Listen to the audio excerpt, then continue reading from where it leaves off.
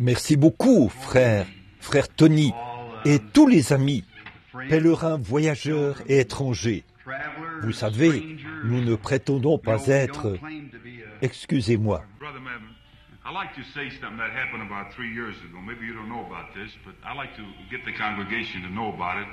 About 3 years ago, I was in a convention in Tulsa, Oklahoma, and I was just praying and fasting, and I was just starving, that some way, somehow, that I could get many, many souls. So I walked up to Brother Branham, and I said, Brother Branham, I said, will you pray that God this year will give me many, many, many souls? And he just laid his hand upon me, and he prayed. Now listen to this. 3 days later, a man walked up to me, and he says, how would you like to go to Brazil? He paid my way all out to Brazil. He bought me a new gospel tent, and I stayed out there for several months. And each day we had between 40 to 50 to 60 feet outside the tent. And God just give us many, many, many souls. So I just want to thank you, and God bless you. Que Dieu vous bénisse, frère. J'aime entendre de tels rapports qui font état du salut des âmes. Vous savez, c'est ça l'essentiel. Et nous sommes heureux d'être ici et de voir tant de nos amis qui viennent de différents coins du pays. Et le frère que voici est arrivé en ville. Et si j'ai bien compris, ce matin, son matériel de campagne a déjà été déchargé ici sur place, en vue d'un grand réveil. Ma sincère prière, frère, c'est qu'il vous donne un grand réveil et beaucoup d'âmes ici dans la ville. Et je suis heureux ce matin de voir beaucoup de mes amis dans le ministère. Frère Outlaw, là-bas, c'est quand je me suis levé que j'ai vu qu'il était là. Il vient de Phoenix. Et je suis très heureux de vous voir ici, frère Outlaw. Vous, les frères de Jéricho, qui venez nous rendre visite ici à Jérusalem. Nous sommes toujours heureux de les avoir parmi nous. C'est vrai, Tony. Donc, celle-là, je l'ai faite à Frère Williams, à Phoenix, il n'y a pas longtemps. Vous savez, et je dis, j'habite maintenant ici, à Tucson, vous savez. Alors je dois en quelque sorte soutenir cet endroit, voyez-vous, depuis là-haut, sur la montagne. Je regarde Jéricho en contrebas et je vois nos frères. Eh bien, nous avons toujours... Et frère Carl parlait du si grand nombre de gens qui ont parcouru 160 kilomètres pour venir ici de Phoenix. Combien ici viennent de Jeffersonville, dans l'Indiana? Levez-vous.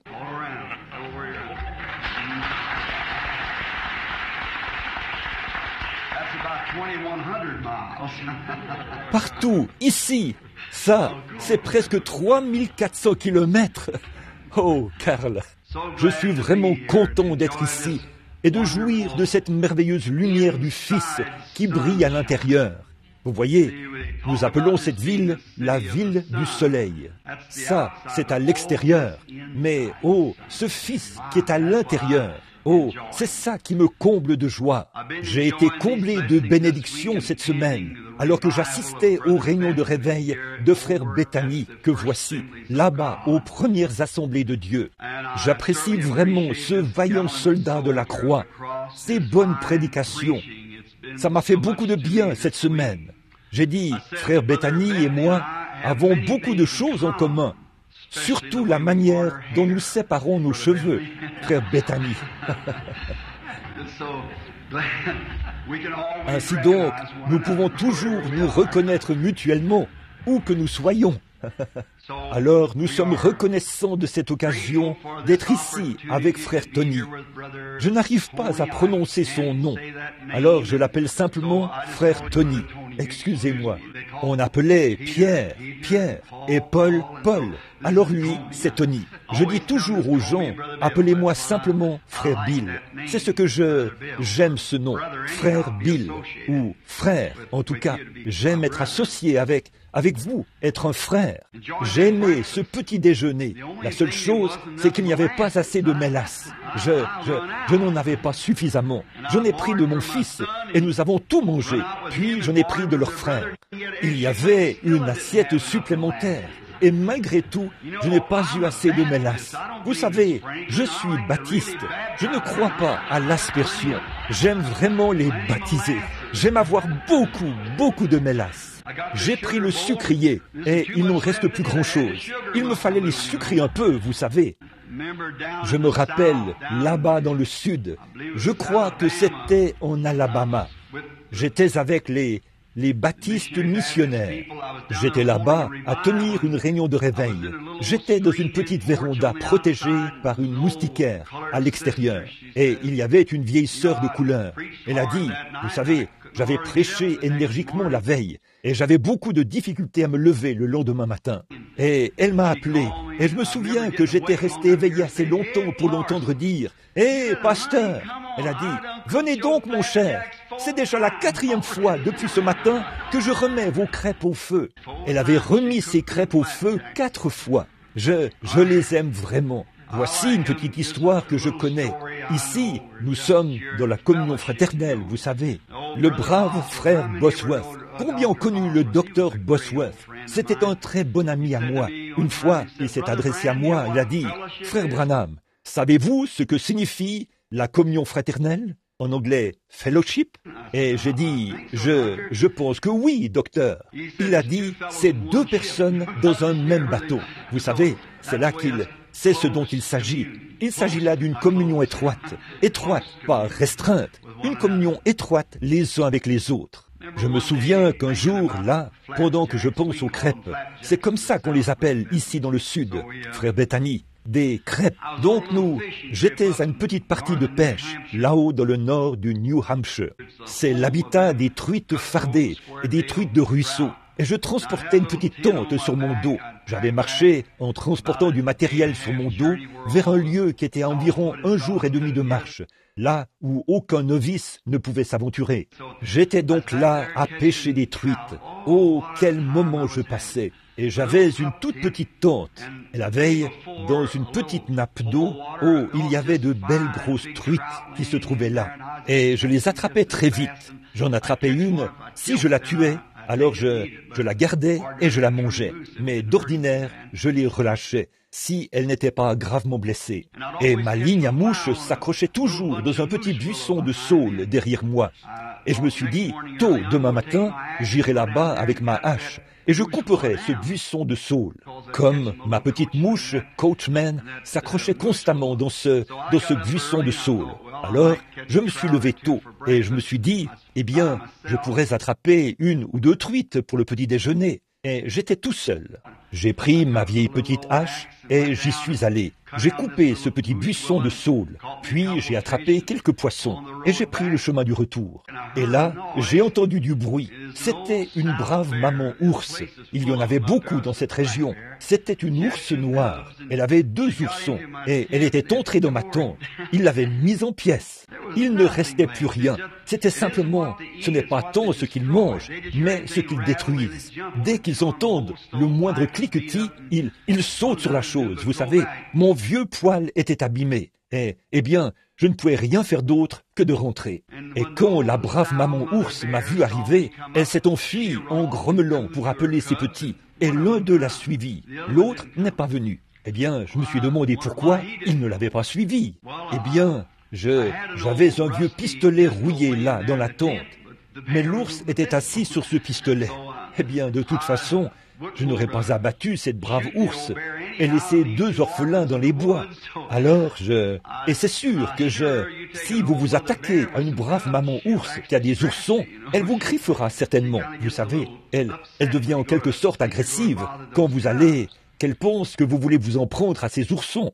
Donc, ce petit était assis là. C'était un tout petit ourson. Il avait l'air de peser environ 9 kilos, entre 7 et 9 kilos. C'était tout au début. Ça ne faisait pas longtemps que leur hibernation était terminée.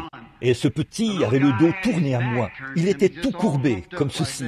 Eh bien, me suis-je dit, qu'est-ce qui captive autant ce petit? La brave maman ours et l'autre ourson se tenaient plus loin, et elle n'arrêtait pas de grommeler pour qu'il les rejoigne. Mais il ne faisait aucun cas d'elle. Je me suis dit, qu'est-ce qu'il a, ce petit? J'ai repéré un arbre où je pouvais me réfugier si elle s'en prenait à moi. Alors, je me suis dit, il faut que je voie ce qui fascine tant ce petit. D'habitude, il s'enfuit. Alors, j'ai continué à faire le tour en la tenant à l'œil, jusqu'à ce que je me retrouve sur le côté. Et vous seriez surpris de savoir ce qu'il faisait. Ce petit s'était emparé de mon bocal de mélasse. qui contenait près de 2 litres de mélasse. Et il en avait fait sauter le couvercle. Ils aiment ce qui est sucré de toute façon, vous savez. Il ne savait pas comment boire cela. Alors, il plongeait simplement sa petite patte là-dedans, puis il la léchait, comme ceci, vous savez, quand il la ramenait vers lui. Et il ne pouvait pas. Je lui ai crié après, j'ai dit, « File d'ici !» Et il s'est retourné. Il n'arrivait pas à ouvrir les yeux. Il avait de la mélasse dans les yeux, vous savez. Il regardait, vous savez, et il avait nettoyé ce bocal, et c'était propre au possible. Je me suis tenu là, et j'ai ri. Et tout ce temps, je n'avais pas d'appareil photo pour en prendre une photo, voyez-vous. Et il était là. Puis, quand il a eu fini de bien lécher cela, vous savez, de vraiment bien lécher tout le bocal, il est allé vers sa brave mère et son jeune frère. Et ils ont léché ce petit.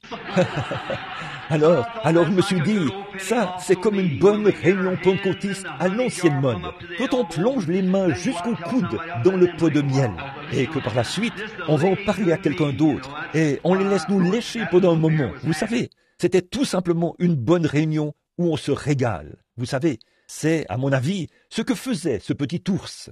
Eh bien, aussi longtemps qu'il léchait la mélasse, il n'y avait en lui aucune condamnation, vous savez. C'est donc comme ça qu'on se sent dans une bonne réunion à l'ancienne mode. Il n'y a pas à être guindé, il n'y a pas à être quoi que ce soit.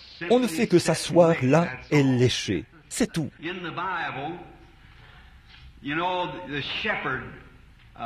Vous savez, dans la Bible, le berger portait un sac sur le côté. Et très souvent, il y transportait des petits morceaux de miel. Et quand il arrivait qu'une de ses brebis soit malade, le berger allait verser un peu de ce miel sur un rocher de calcaire. Et les brebis aussi aiment ce qui est sucré, vous savez. Elle y allait donc, la brebis, et se mettait à lécher ce rocher.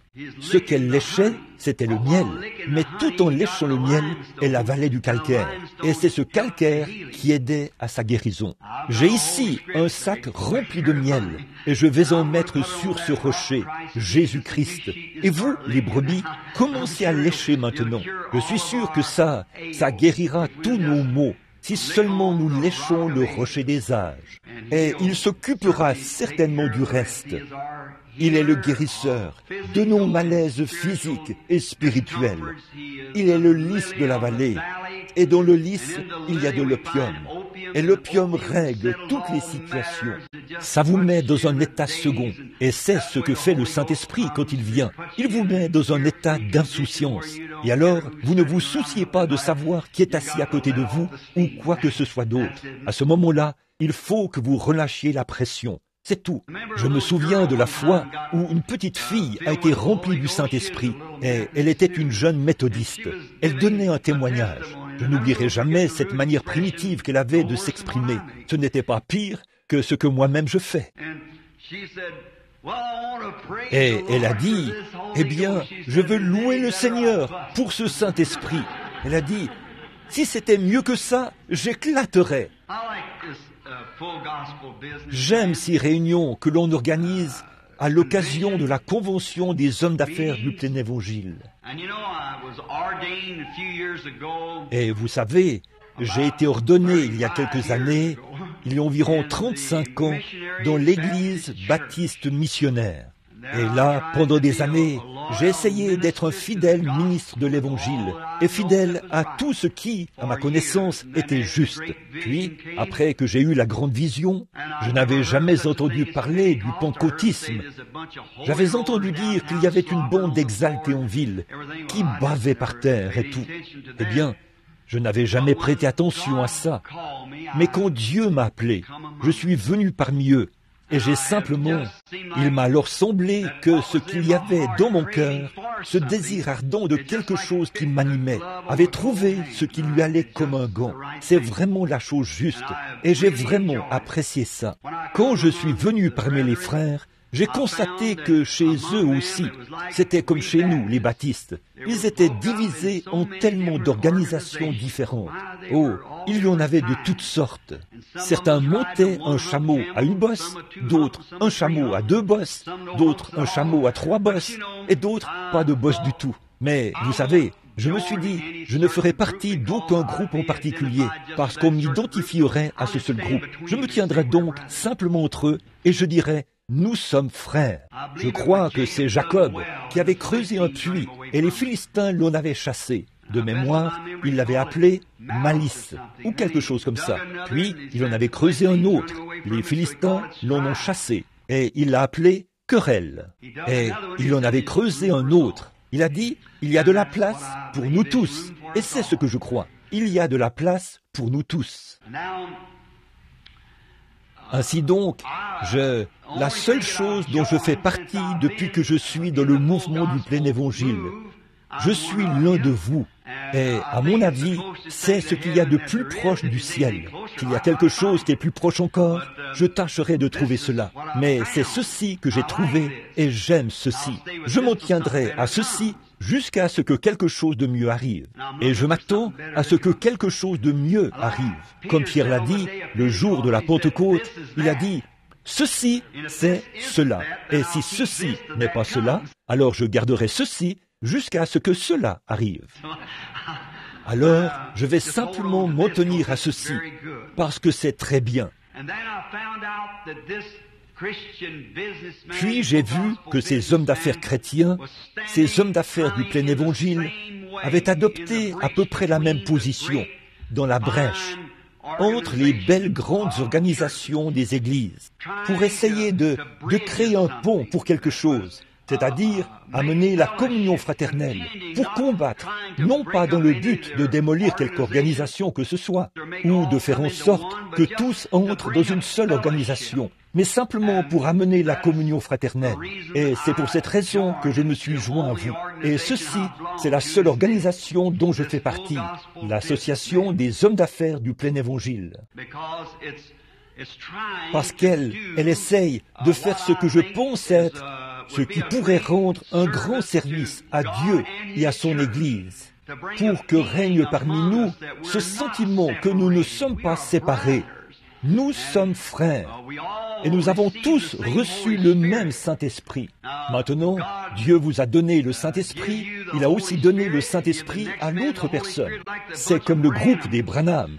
J'ai 9 frères et il y en a qui sont gros et petits, grands et minces, et moi, je suis monsieur entre deux. Donc, il y en a de toutes sortes.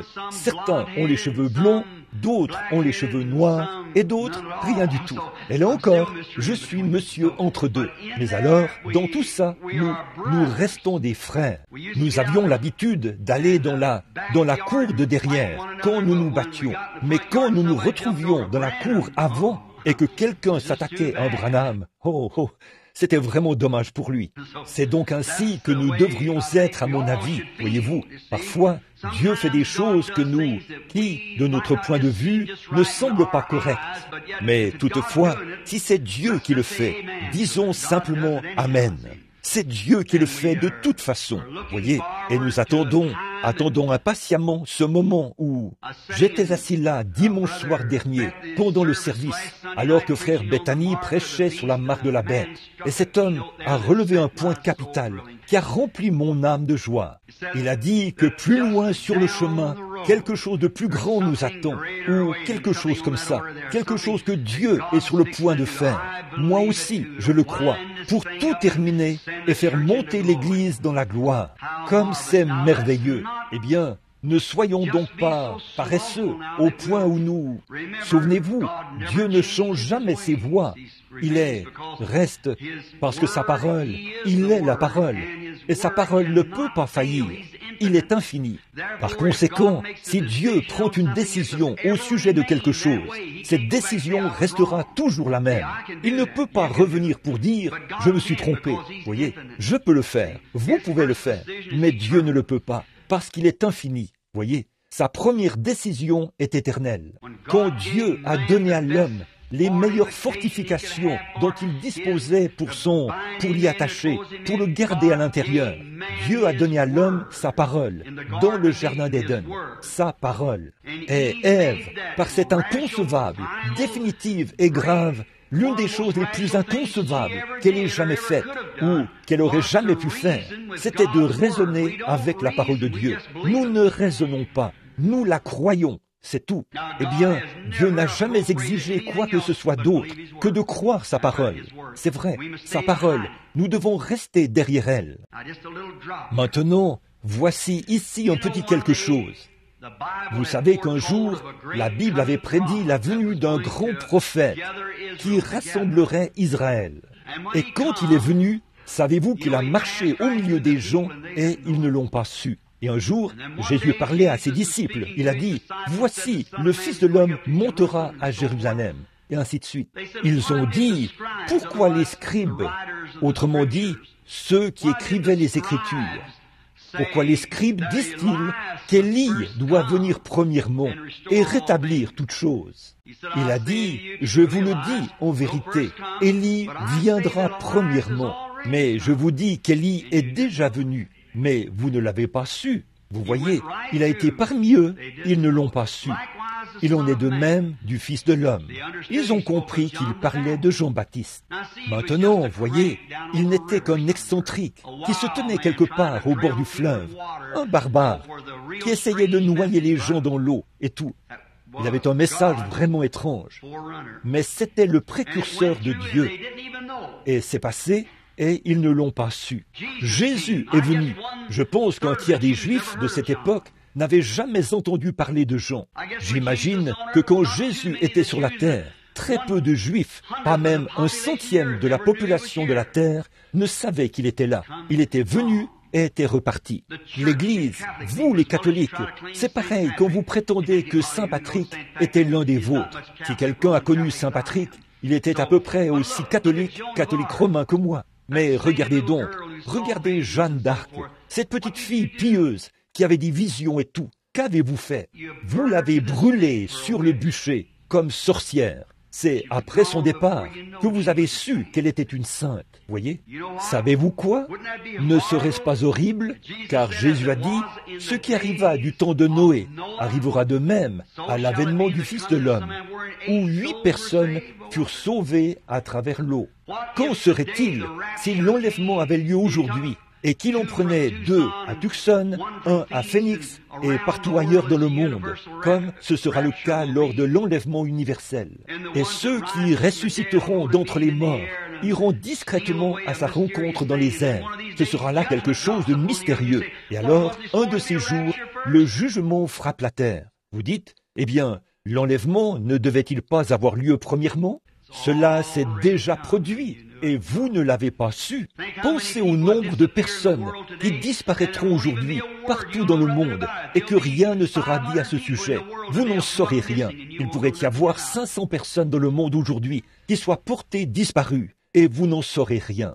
Nous vivons à une époque très particulière. Réparons nos lampes.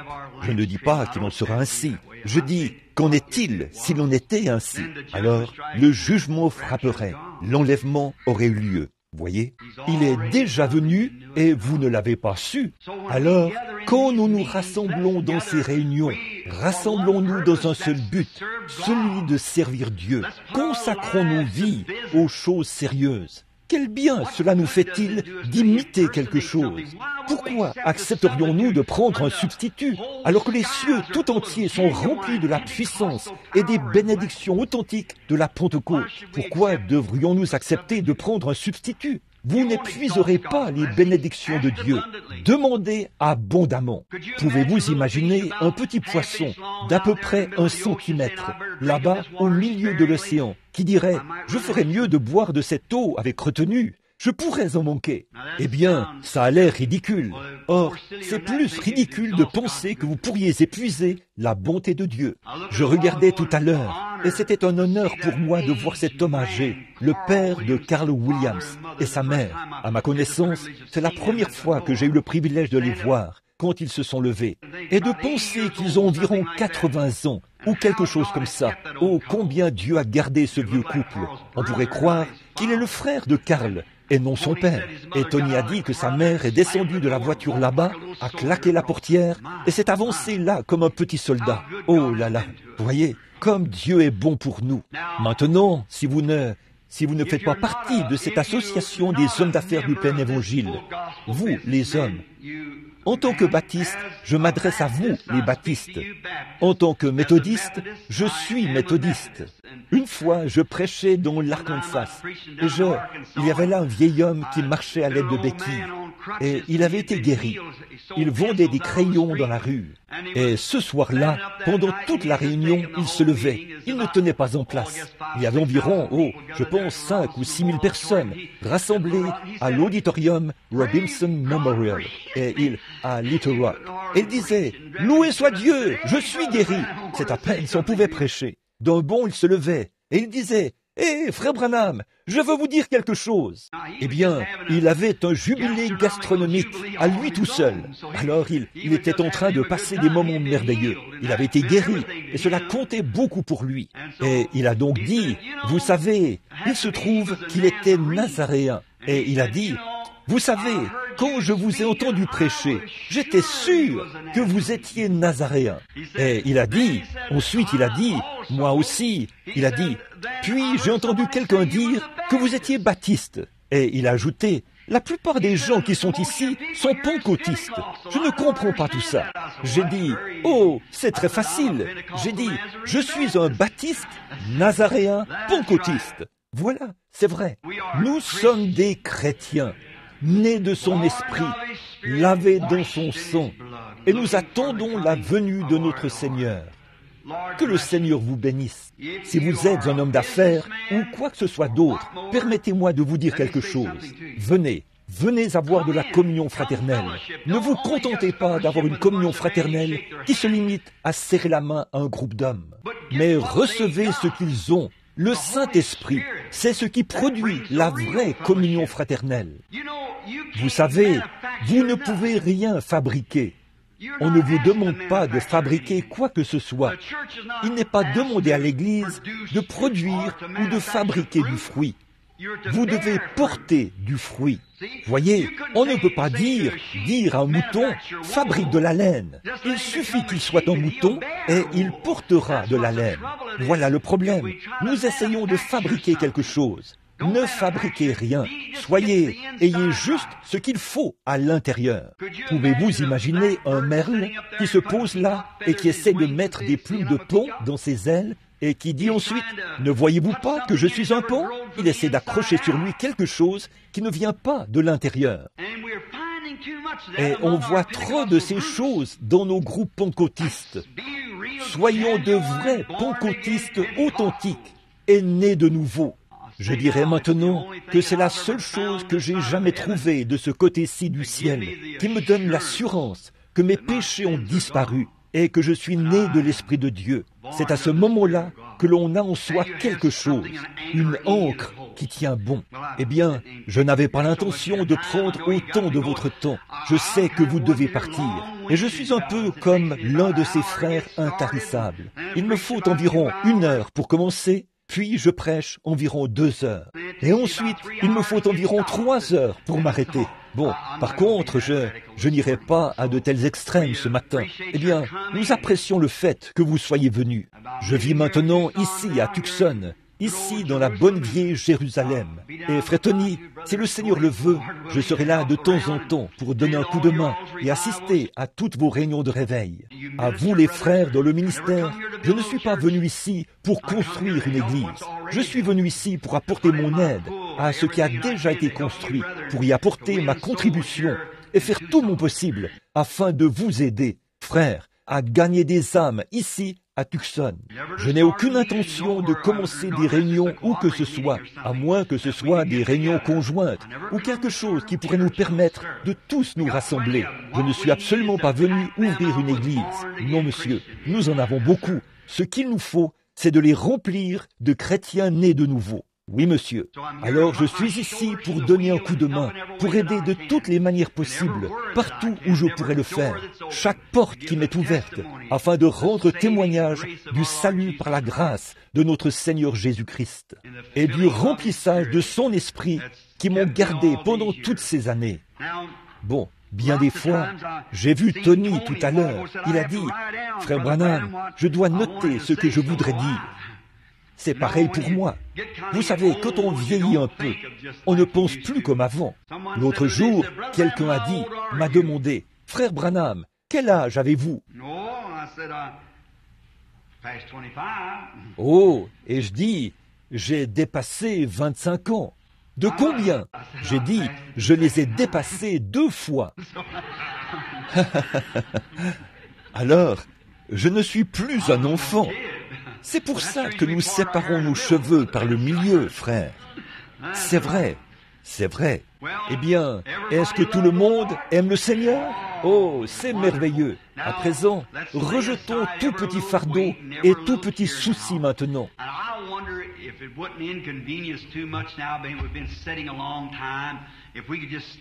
Et comme nous sommes assis là depuis un long moment, je me demande si ça ne nous dérangerait pas trop de bien vouloir nous lever juste un instant pour prier. Ainsi donc, pendant que vous êtes debout, je vais lire un chapitre ou un verset de la Bible, tandis que vous écoutez attentivement, si vous le voulez bien. Je vais lire dans le livre de l'Apocalypse de Jésus-Christ, chapitre 3, à partir du verset 14. Écris à l'ange de l'église de Laodicée, voici ce que dit l'Amen, le témoin fidèle et véritable, le commencement de la création de Dieu. Je connais tes œuvres, tu n'es ni froid ni bouillant. Puisses-tu être froid ou bouillant? Ainsi, parce que tu es tiède, que tu n'es ni froid ni bouillant, je te vomirai de ma bouche. Parce que tu dis, je suis riche, me suis enrichi, je n'ai besoin de rien. Et parce que tu ne sais pas que tu es malheureux, misérable, pauvre, aveugle et nu. Je te conseille d'acheter de moi de l'or éprouvé par le feu, que tu deviennes riche, et des vêtements blonds, afin que tu sois vêtu, et que la honte de ta nudité ne paraisse pas, et un collier pour oindre tes yeux, afin que tu vois. Moi, je reprends et je châtie tous ceux que j'aime. Aie donc du zèle et repens-toi. Voici, je me tiens à la porte et je frappe. Si quelqu'un entend ma voix et ouvre la porte, j'entrerai chez lui, je souperai avec lui et lui avec moi. Celui qui vaincra, je lui donnerai de s'asseoir, le ferai asseoir avec moi sur mon trône. Comme moi aussi j'ai vaincu et me suis assis avec mon Père sur son trône. Que celui qui a des oreilles entende ce que l'Esprit dit aux églises. Avec nos têtes inclinées et nos cœurs aussi, prions. Seigneur Jésus, nous te remercions ce matin. Ô notre noble et bienveillant Dieu, toi qui as ressuscité le Seigneur Jésus d'entre les morts et qui nous l'as présenté ce matin sous la forme du Saint-Esprit qui courtise nos cœurs afin que nous ayons une marche plus intime avec lui. En effet, nous voyons que le jour tire à sa fin. Le jour du temps disparaîtra bientôt pour céder place à l'éternité. Nous nous approchons du rivage. Nous pouvons entendre les vagues qui déferlent. Ô Dieu, c'est une heure dangereuse, comme nous le lisons ici, ce dernier âge de l'Église, Laodicée, où nous nous approchons du rivage. Les richesses et les choses de ce monde ont aveuglé les yeux des gens. Oh, nous prions, ô Dieu, que notre ancre s'accroche au rocher des âges et y reste jusqu'à l'aube. Accorde-le, Seigneur. Bénis ce mouvement de Dieu que l'on appelle le chapitre des hommes d'affaires du plein évangile. Nous te prions de bénir ce chapitre ici à Tucson. Puisse-t-il croître au point où ce ramadan sera obligé de détruire ses murs et de s'agrandir, afin de pouvoir accueillir le nombre de chrétiens nés de nouveau qui viendront. Accorde-le. Bénis le frère qui vient pour tenir des réunions de réveil sous la tente en ville. Puisse cela être un outil qui contribuera à faire entrer des âmes dans ces églises et dans le royaume de Dieu. Bénis frère Bethany, là-bas à la première assemblée, alors qu'il y poursuit son grand travail pour le royaume de Dieu, Seigneur. Oh, combien nous te prions d'aller de l'avant avec lui et avec les églises partout au pays. Maintenant, alors que nous nous attendons à toi, puisse le Saint-Esprit nous donner l'interprétation et mettre en lumière le contexte de ce texte, car c'est au nom de Jésus que nous le demandons. Amen.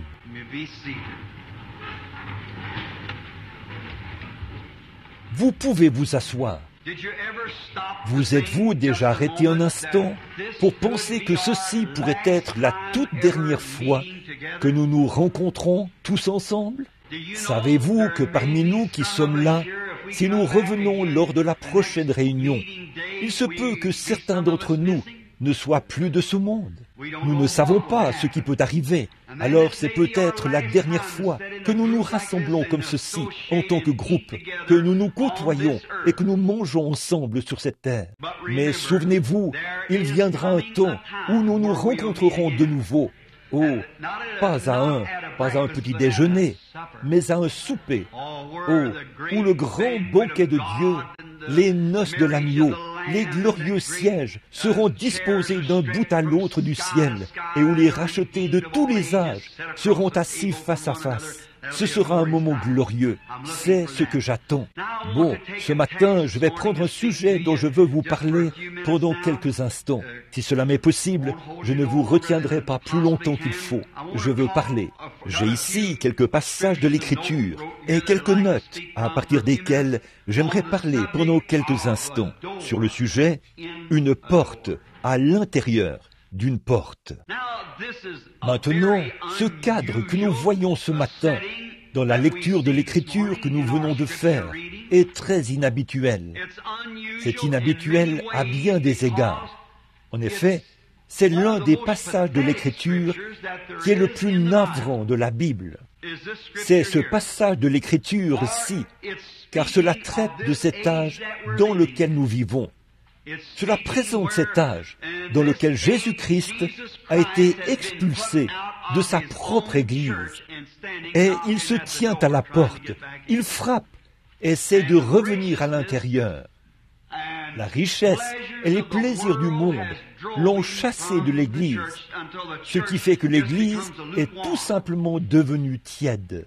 De toutes les autres églises, au cours des âges de l'Église, celle-ci est une image très navrante. Je viens de terminer une étude là-dessus dans mon Église, et je retourne là-bas à partir du 17 pour traiter des 7 sceaux. Ainsi donc, ici, nous voyons que toutes les autres églises des âges de l'Église avaient accepté. Mais dans le dernier âge de l'Église, celui de Laodicée, on avait séparé Christ du peuple. Et on l'avait expulsé de l'Église. Et il essayait de revenir à l'intérieur. Après avoir été chassé, il frappait à la porte. Ils étaient devenus aveugles. C'est très inhabituel. Mais vous savez, parfois, c'est dans des choses inhabituelles que Dieu apparaît. Dieu apparaît dans les choses inhabituelles parce que Dieu est inhabituel. Il fait des choses inhabituelles. Il apparaît à des moments inhabituels. Et on le voit à des moments inhabituels, à des moments où on ne croirait pas qu'il serait là. Pourtant, il est là, très inhabituel. Il agit de manière mystérieuse, dit la Bible, pour accomplir ses prodiges. Par conséquent, c'est ce qui fait qu'il est inhabituel.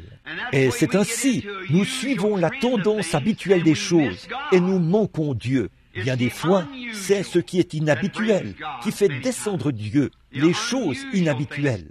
Quelque chose, nous nous attachons tant à un certain credo, ou à quelque chose que nous essayons de servir. Et là, si tout ne se passe pas exactement comme nous pensons que cela le devrait, alors nous rejetons cela. Ce n'est pas de Dieu. Nous commettons là une terrible erreur. Dieu se manifeste, et ensuite il se cache de la chose même dans laquelle il se manifeste. Voyez, il peut se manifester dans quelque chose, puis se retirer et se cacher. Comme avec la semence, il se manifeste dans une jolie fleur. Puis, il la laisse pourrir, mais il se cache afin d'apparaître de nouveau. C'est ainsi que Dieu agit. Il est très inhabituel. Il a des moments inhabituels, des manières inhabituelles. Et parfois, c'est dans des petites choses. Bien des fois, nous manquons de trouver Dieu parce que selon nous, c'est trop petit. Je réfléchissais à ça il y a quelques instants, quand nous parlions du fait que le chapitre est petit, ou du petit nombre de gens que nous avons.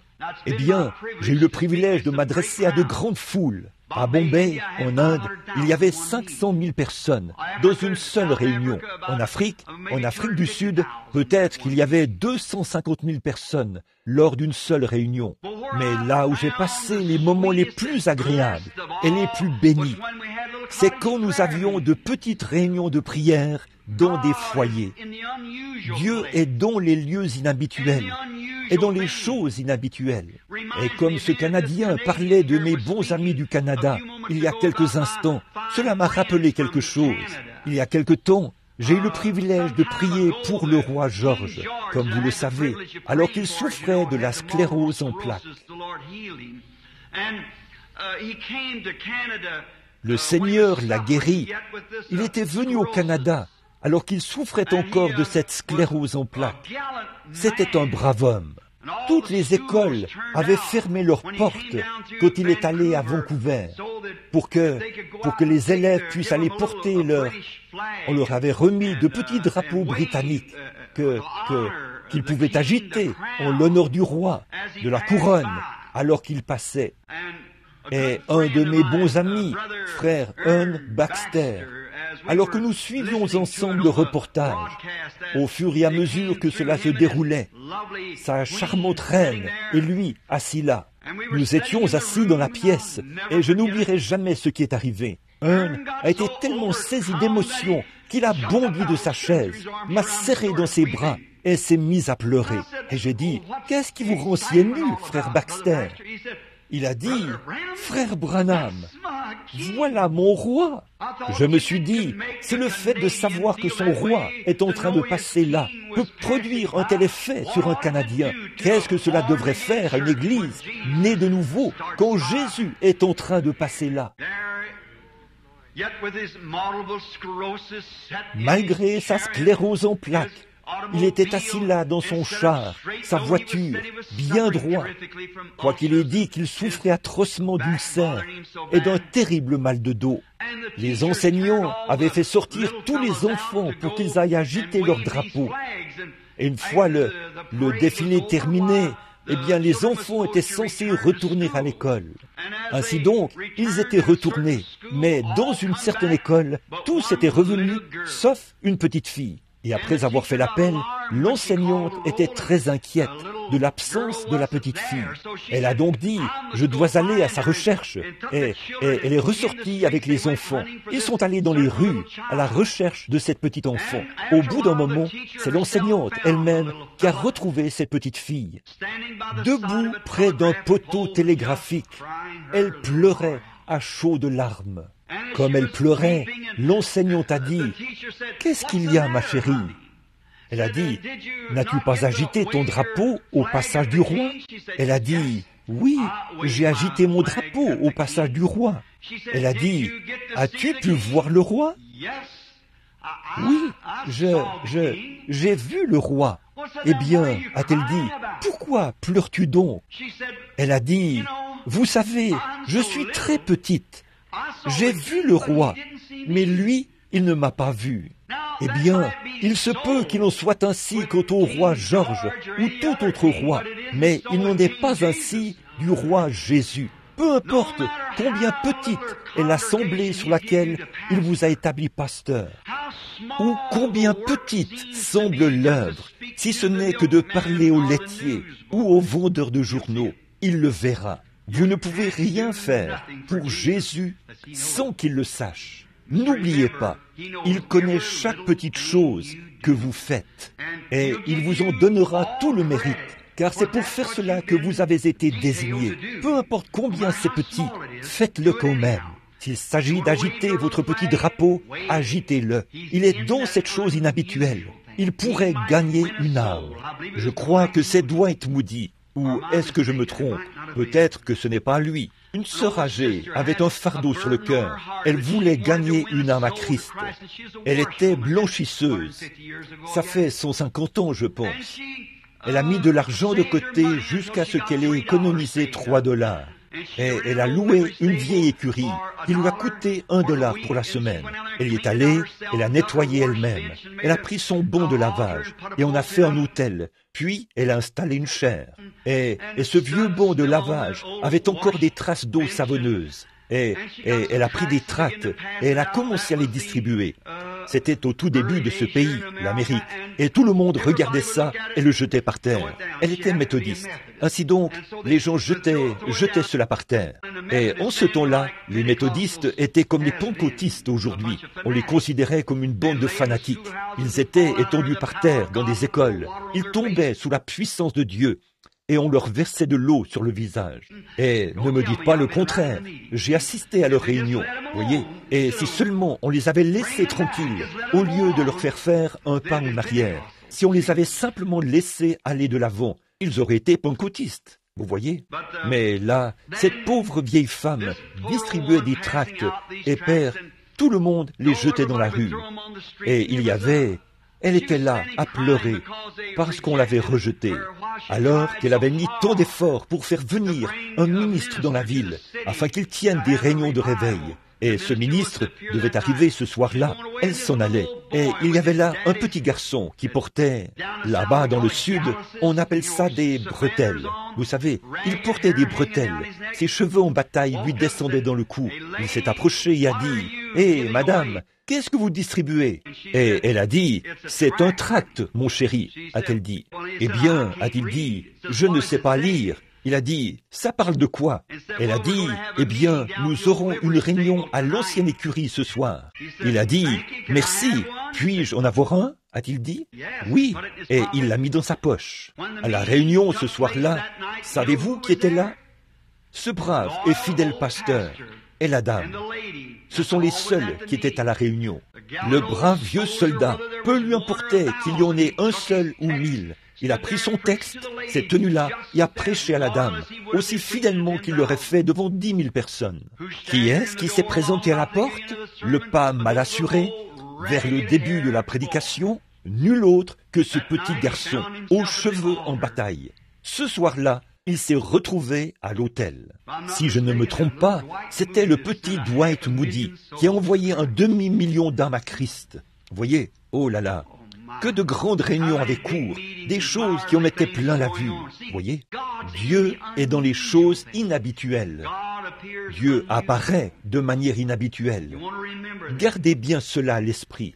Maintenant, je n'arrive pas à me souvenir de l'artiste qui a peint ce tableau de Jésus qui frappe à la porte. C'est un artiste grec. Je n'arrive pas à me souvenir du nom de cet homme en ce moment, mais il avait passé pratiquement toute sa vie à peindre ce tableau. Et voyez-vous, avant qu'il puisse être exposé au Panthéon, il doit d'abord passer par la galerie des critiques. Tout grand tableau suit obligatoirement ce processus. Il doit passer par la critique. Oh, comme j'aurais souhaité avoir ce quelque chose qu'il faut pour présenter ça à cet auditoire ce matin. Vous rendez-vous compte, vous les pentecôtistes, alors que nous nous refroidissons, que Dieu nous fait passer par la galerie des critiques aujourd'hui? L'Église doit passer par la galerie des critiques avant de pouvoir entrer au Panthéon en tant qu'épouse. Certainement, pouvez-vous supporter cela? Êtes-vous prêt à vous conformer à l'Écriture et à rester fidèle à votre témoignage dans l'amour de Christ? Ou faites-vous demi-tour pour suivre le monde? Comme le dit la Bible, Démas m'a abandonné par amour pour le siècle présent. Voilà où en est l'Église aujourd'hui. Elle a été pesée dans la balance. C'est pour cela qu'elle est devenue Laodicée.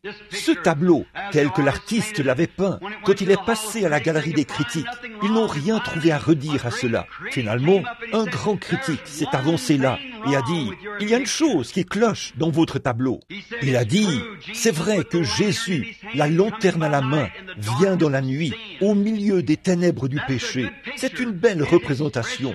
Son expression indique qu'il attend que quelqu'un se présente à la porte alors qu'il frappe. A-t-il dit, ça c'est merveilleux. Et aussi l'expression de son visage, alors qu'il désire tant entendre une réaction à l'intérieur. Mais, monsieur, il n'y a pas de loquet sur la porte. S'il venait, comment Jésus pourrait-il entrer, puisqu'il n'y a pas de loquet sur la porte? Oh, a dit l'artiste, je l'ai peinte ainsi, car le loquet est à l'intérieur. Jésus ne peut pas entrer par sa seule volonté. Il faut que vous ayez la volonté de le laisser entrer. Voici, je me tiens à la porte et je frappe. Si quelqu'un entend ma voix et qu'il entre, me laisse entrer.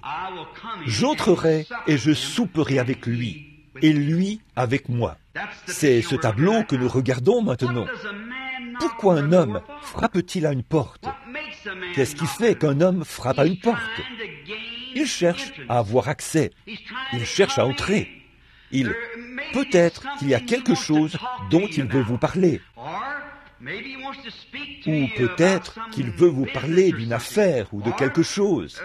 Ou peut-être qu'il veut vous donner quelque chose. Il a une raison, sinon il ne frapperait pas à la porte. Voyez, nous ne ferions que le simple savoir-vivre. Ce serait d'ouvrir la porte pour voir ce que la personne veut. C'est simplement la chose naturelle à faire. Ouvrir la porte. Demander à cet homme, qui êtes-vous? Que voulez-vous? Il veut, peut-être qu'il veut simplement vous rendre visite, s'asseoir et dire, je suis votre ami, j'aimerais vous parler un petit moment ce matin. Alors, asseyez-vous, s'il est un ami, échangez avec lui. Si c'est quelqu'un qui espère recevoir quelque chose de vous, vous pouvez en discuter, voyez. Beaucoup de gens importants ont frappé aux portes tout au long des âges. Maintenant, une fois que vous allez à la porte, tout dépend de la personne qui frappe. Il vous faut savoir qui frappe à la porte, mais vous devriez au moins aller à la porte. C'est la seule chose convenable à faire. Il faut savoir qui est là, à la porte. Si quelqu'un frappe à la porte, allez-y et dites, qui est-ce? Ouvrez la porte. Qui êtes-vous? Que désirez-vous? Oh, beaucoup. Il se peut que ce soit quelqu'un d'important. Qu'en serait-il si c'était quelqu'un d'important? Ce serait un grand honneur pour vous d'ouvrir la porte à quelqu'un d'important.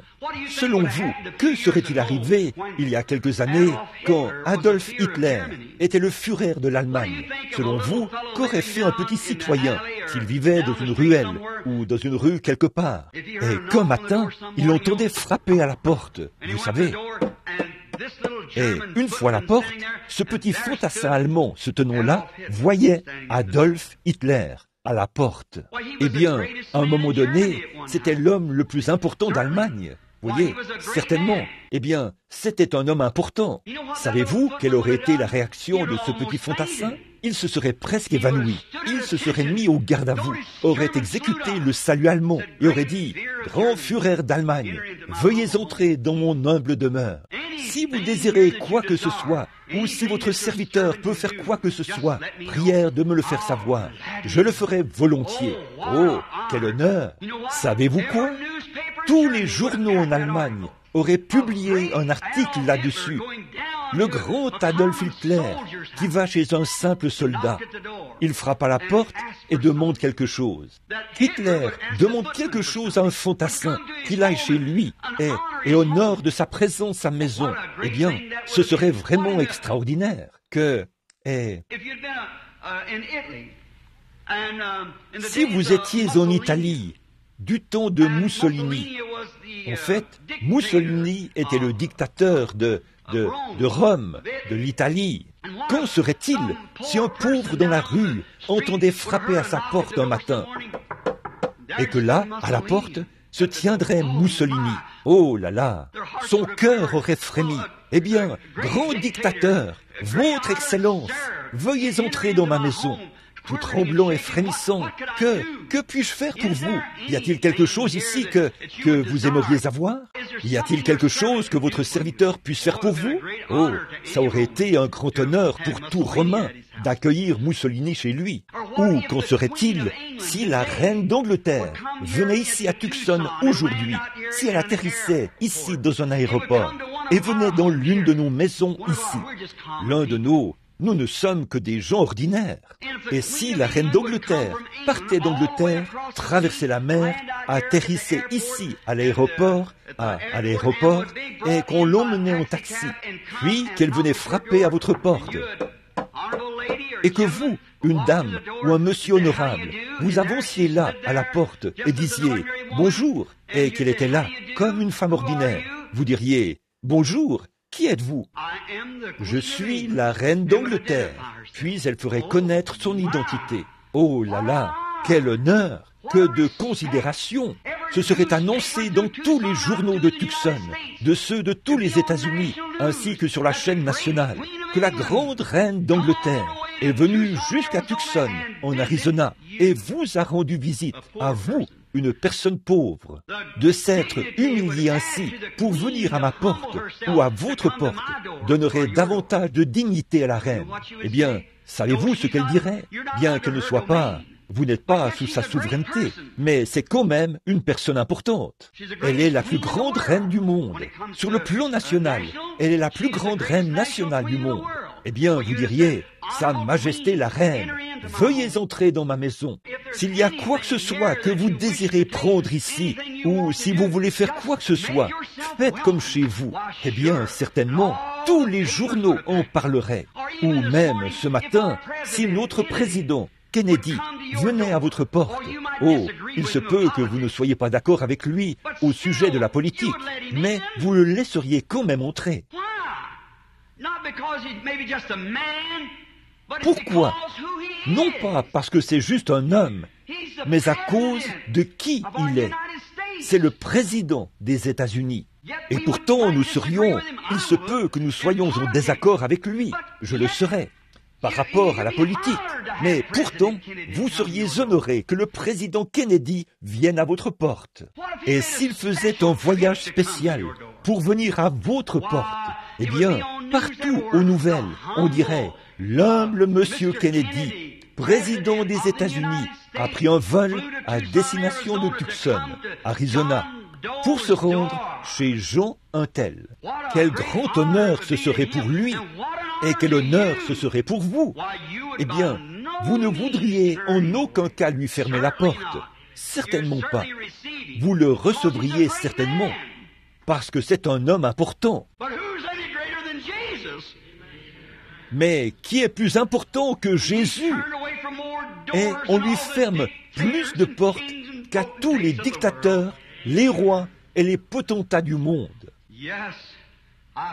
Oui, je me tiens à la porte et je frappe. Si quelqu'un entend ma voix et ouvre la porte, j'entrerai et je souperai avec lui. Oh, ces petits coups qu'on entend frapper à la porte. Bien des fois, Jésus frappe à la porte de notre cœur. Voilà où en est l'Église aujourd'hui. Ces petits coups, vous les ressentez sans doute en ce moment même. Qu'est-ce que c'est? C'est Jésus qui essaie d'entrer, d'avoir accès à la porte de votre cœur. Il veut vous parler un petit moment. Et si vous pouvez honorer le président, qu'en est-il de Jésus? Si pour rien au monde, vous ne fermeriez la porte au président, comment donc pouvez-vous fermer la porte à Jésus? Le président n'est qu'un homme, il doit mourir. Mais Jésus est votre Dieu, il est votre juge. Non seulement cela, mais celui-là même qui sera votre juge est en ce moment votre sauveur. Maintenant, le président pourrait vouloir vous ordonner de vous engager dans l'armée. Il pourrait vous ordonner de faire quelque chose d'horrible. Il pourrait vous ordonner ou vous enlever quelque chose, vous enlever vos enfants ou quelque chose pour en faire ses serviteurs ou quelque chose de ce genre. Il pourrait faire quelque chose comme ça. Mais Jésus ne veut pas ça. Il veut vous donner quelque chose. C'est pour ça qu'il frappe à la porte. Il a quelque chose pour vous. Il n'y a rien qui puisse être plus grand que ce qu'il veut vous donner. Le Saint-Esprit. Il veut vous donner la vie éternelle. Qu'en est-il si le président disait « Je ferai, je viens vous chercher et j'en ai l'autorité pour faire de vous le président des États-Unis » Vous serez obligé de céder cette position à un moment donné. Et si la reine voulait faire de vous la reine d'Angleterre et que c'est vous qui portiez la couronne, vous seriez obligé de la céder. Mais Jésus nous donne une couronne de vie que nous ne cédons jamais, une couronne incorruptible de sa gloire. Et nous n'avons pas à la céder. Il nous la donne. C'est une bénédiction. C'est du Saint-Esprit qu'il veut couronner notre vie. Comment pourrions-nous être si indifférents au point de rejeter cela? Que c'est irréfléchi. Ce que fait l'Église, comment les gens peuvent-ils être irréfléchis au point de commettre une telle erreur? Refuser d'écouter ces coups que l'on frappe à la porte. Comme ce serait insensé de la part d'un homme ou d'une femme ici présent ce matin de tourner le dos à ces coups, à la vie éternelle. Et nous regardons et voyons les nuages du jugement se former. On entend les hommes de science dire « Il est minuit moins 3 ». Et pratiquement 2 de ces minutes sont écoulées. Ça, c'était il y a plusieurs années. Et nous voyons que l'Église est en débandade. Nous voyons tout ce qui se passe, comment tout se déroule, et la dénomination qui commence à devenir la dénomination, le refroidissement, et le temps du réveil, semble-t-il, est presque terminé. Nous ferions mieux de regarder la vérité en face. Oh, nous faisons beaucoup de bruit, certainement. On joue à fond du piano, on sautille. Les femmes se coupent les cheveux, et des yeux bleus. Elles se conduisent mal, et les hommes les laissent faire. C'est contraire à l'Écriture. C'est vraiment dégoûtant ce que nous voyons dans nos rues aujourd'hui. J'ai emmené mes enfants hier. Je voulais aller voir un rodéo. Mes petits. Mon père était cavalier et j'ai fait un peu d'équitation. Et c'est tout naturel pour eux d'aimer les chevaux. Ils voulaient voir les chevaux. Et quand je me suis arrêté dans la rue, j'ai eu un malaise au plus profond de mon être et j'ai fait demi-tour. Quand j'ai vu comment aujourd'hui les gens essayent de vivre dans le passé, ils essayent de faire vivre quelque chose du passé. Nous vivons dans un monde en mutation. Les choses changent constamment. Dans ma région, je suis du Kentucky, vous savez, de naissance. C'est là que vivent presque tous les miens. Là, ils ont la vallée de Renfrew. Ils essayent d'imiter les montagnards. Ils utilisent des lampes à pétrole et font la cuisine au four à bois et s'habillent à la manière des premiers colons. Ils sont dans un monde en mutation, mais ils essayent de vivre dans un... Vous vivez à une époque moderne et vous essayez de retourner à un mode de vie différent, à quelque chose qui relève du passé. Qu'est-ce qui incite un homme à le faire? C'est parce qu'il est censé le faire. Mais alors, quand on essaie de leur apporter un évangile qui ne change jamais, ils n'en veulent pas. Ils veulent quelque chose de moderne et au goût du jour. Quelqu'un qui va leur passer la main dans le dos, les laisser s'en tirer avec le simple fait d'adhérer à l'Église et leur permettre de vivre comme bon leur semble. Mais quand il s'agit de vraiment revenir à l'Évangile, ils n'en veulent pas. Cette chose même qui en eux soupire après le passé, c'est l'Évangile. Et ils essayent de satisfaire cette soif par un retour aux sources dans le naturel et refusent de le faire dans le spirituel. Voyez-vous comment le diable présente aux gens un évangile à l'envers? Sans manquer d'égard envers mes sœurs. Mais si dans les temps anciens, une femme s'était promenée en ville, comme j'en ai vu hier, en pantalon, je me demande bien comment cette femme a pu les enfiler. On avait l'impression qu'il était tellement serré que la peau était à l'extérieur. Je me suis demandé comment cette femme a pu passer le pied. Et elle se promenait dans la rue. Alors que la Bible dit, celle qui met un vêtement d'homme est une abomination aux yeux de Dieu. Et quant à tout ce bleu qu'elle avait tout autour des yeux, si elle était passée par une ville du Far West, le vieux médecin l'aurait envoyée à l'hôpital et il aurait mis la ville en quarantaine à cause de cette maladie, car une femme était en état de décomposition avant de mourir. C'est vrai, quelle maladie! Voyons donc, vous essayez de retourner à ce mode de vie passé, mais quand l'évangile du Saint-Esprit, à l'ancienne mode frappe, vous le refusez, et il est comme au jour de la Pentecôte, avec les mêmes attributs qu'il avait, pour nous purifier et faire de nous de nouvelles créatures.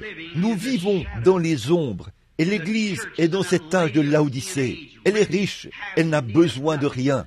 Eh bien, nous, les pentecôtistes, nous ne pouvons pas trop crier après les baptistes et les méthodistes, parce que la poêle ne peut pas se moquer du chaudron, vous savez. Donc, nous avons fait la même chose. Eh bien, c'est vrai.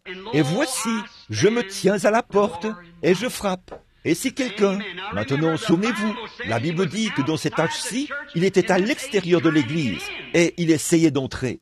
Eh bien, vous ne pouvez pas contester la parole de Dieu. Voyez, il essayait d'entrer, il suppliait pour qu'on le laisse entrer. Si quelqu'un ouvre la porte et me laisse entrer, oh, j'entrerai et je souperai avec lui. Vous voyez, il veut vous parler de quelque chose, d'une affaire ou d'un plan de salut. Il veut vous parler, mais il se peut que vos credos vous aient tant endurci que vous êtes devenu indifférent, au point où vous ne voulez pas l'entendre parler. C'est vrai. Voici, je me tiens à la...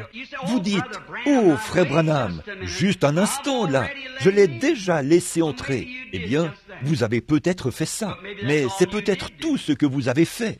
Seulement, le laisser entrer. Vous voyez, bien des gens la seule idée de se retrouver en enfer leur fait peur. Ils savent que sans Christ, ils iront là-bas. Voyez, et ils disent, eh bien, ça fait 30 ans, ça fait 20 ans que je l'ai laissé entrer. Certainement, mais c'est peut-être tout ce que vous avez fait. Qu'en serait-il si je venais chez vous et frappais à la porte et que vous me disiez, entrez donc, frère Branham. J'entrerai. Mais restez juste ici, n'allez pas fouiner partout et fouiller dans ma maison. Voyez?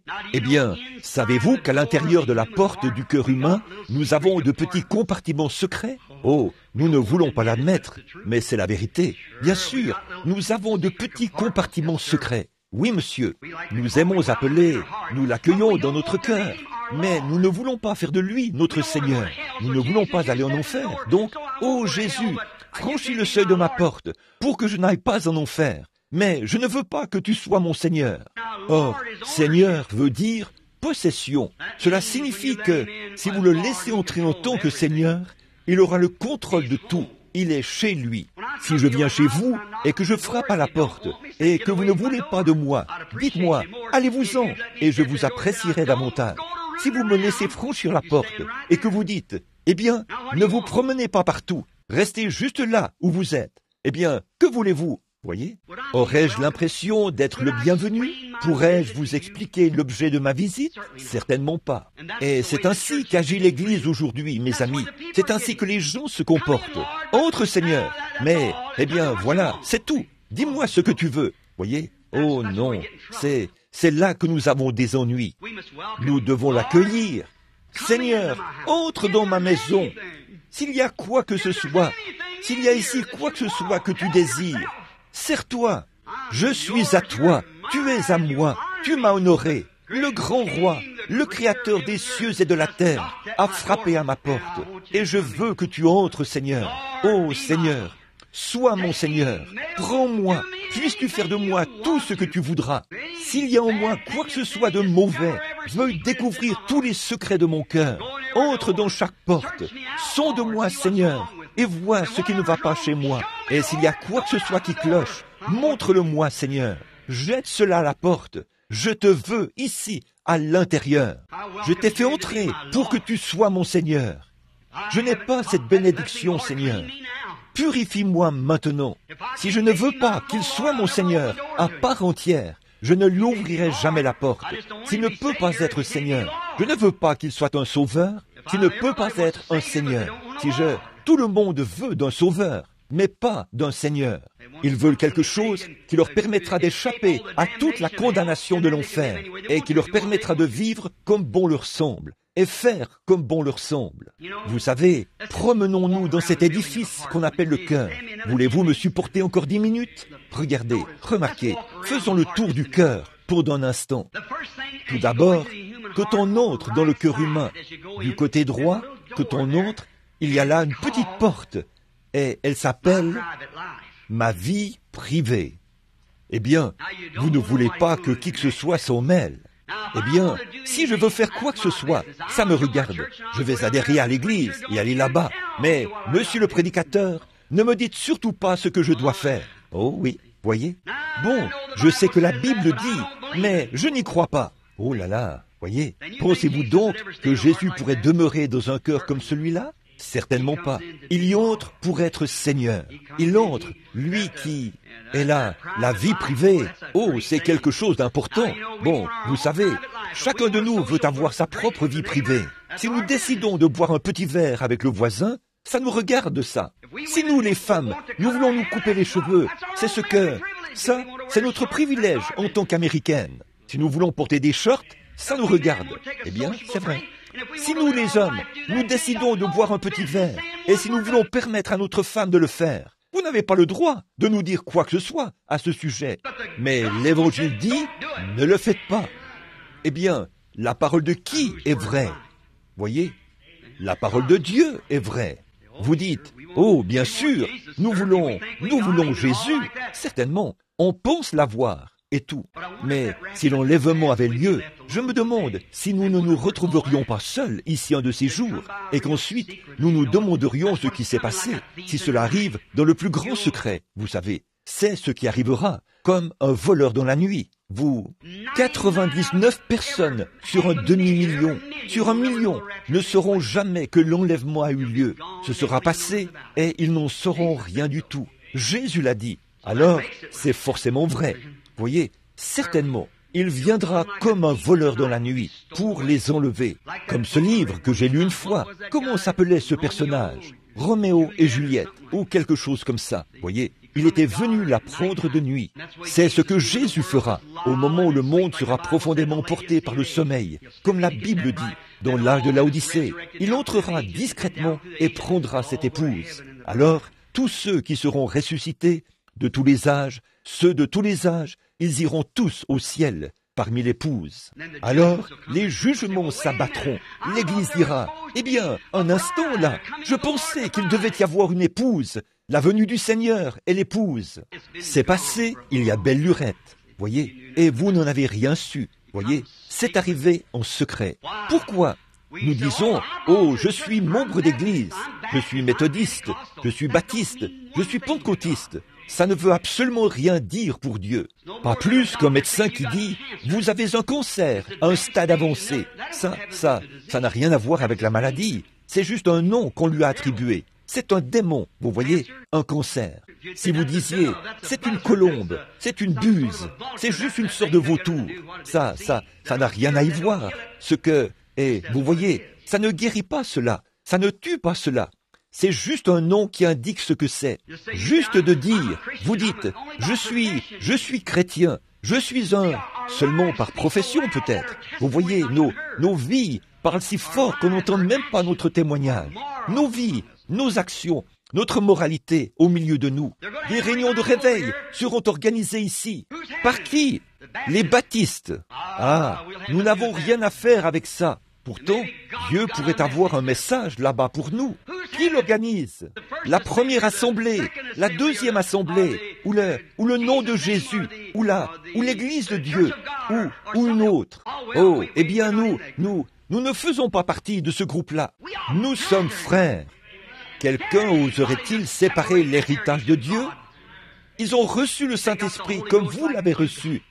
Ils ont fait les mêmes choses que vous avez faites lorsque vous l'avez reçu. Certainement. Vous voyez donc pourquoi j'aime ces hommes d'affaires du plein évangile? Ça me donne une voie d'accès pour exprimer ces choses. Voyez, de dire, voici ce qu'il en est. Nous sommes frères. Nous ne sommes pas divisés. Nous formons tous un seul corps. Vous voyez, comme l'a dit le poète. Maintenant, cette petite porte qui m'appartient, ma propre vie privée, là, c'est très bien. Je serai membre de votre église. Je deviendrai membre des hommes d'affaires du plein évangile. Mais là, n'allez pas me dire que je dois recevoir le Saint-Esprit et faire des choses bizarres comme ça. Voyez, il s'agit là de cette vie privée. Voyez, si vous le faites, Jésus ne pourra jamais prendre sa position de Seigneur dans votre vie. Il fera simplement demi-tour et repartira. Que feriez-vous face à une telle situation si vous alliez chez quelqu'un et qu'on vous disait « Restez ici, à la porte, dites ce que vous avez à dire », eh bien vous diriez « Merci » et vous repartiriez. Jésus aussi. Certainement. C'est pour ça que l'Église se retrouve là, en train de refroidir. Vous voyez, exactement comme elle est en ce moment. Ne laissez jamais les hommes d'affaires du plein évangile en arriver là. Quand vous écoutez un message et que vous entendez frapper, ouvrez et dites, « Seigneur, ça, de quoi s'agit-il » Quand vous voyez un homme, nous avons beaucoup d'imitateurs. Mais quand vous en voyez un qui est authentique, que signifie un imitateur? Qu'est-ce qu'un faux dollar indique? Quand vous tombez sur un faux dollar, cela signifie qu'il a été fabriqué à partir d'un vrai. Il faut qu'il y en ait un vrai pour qu'on puisse fabriquer un faux.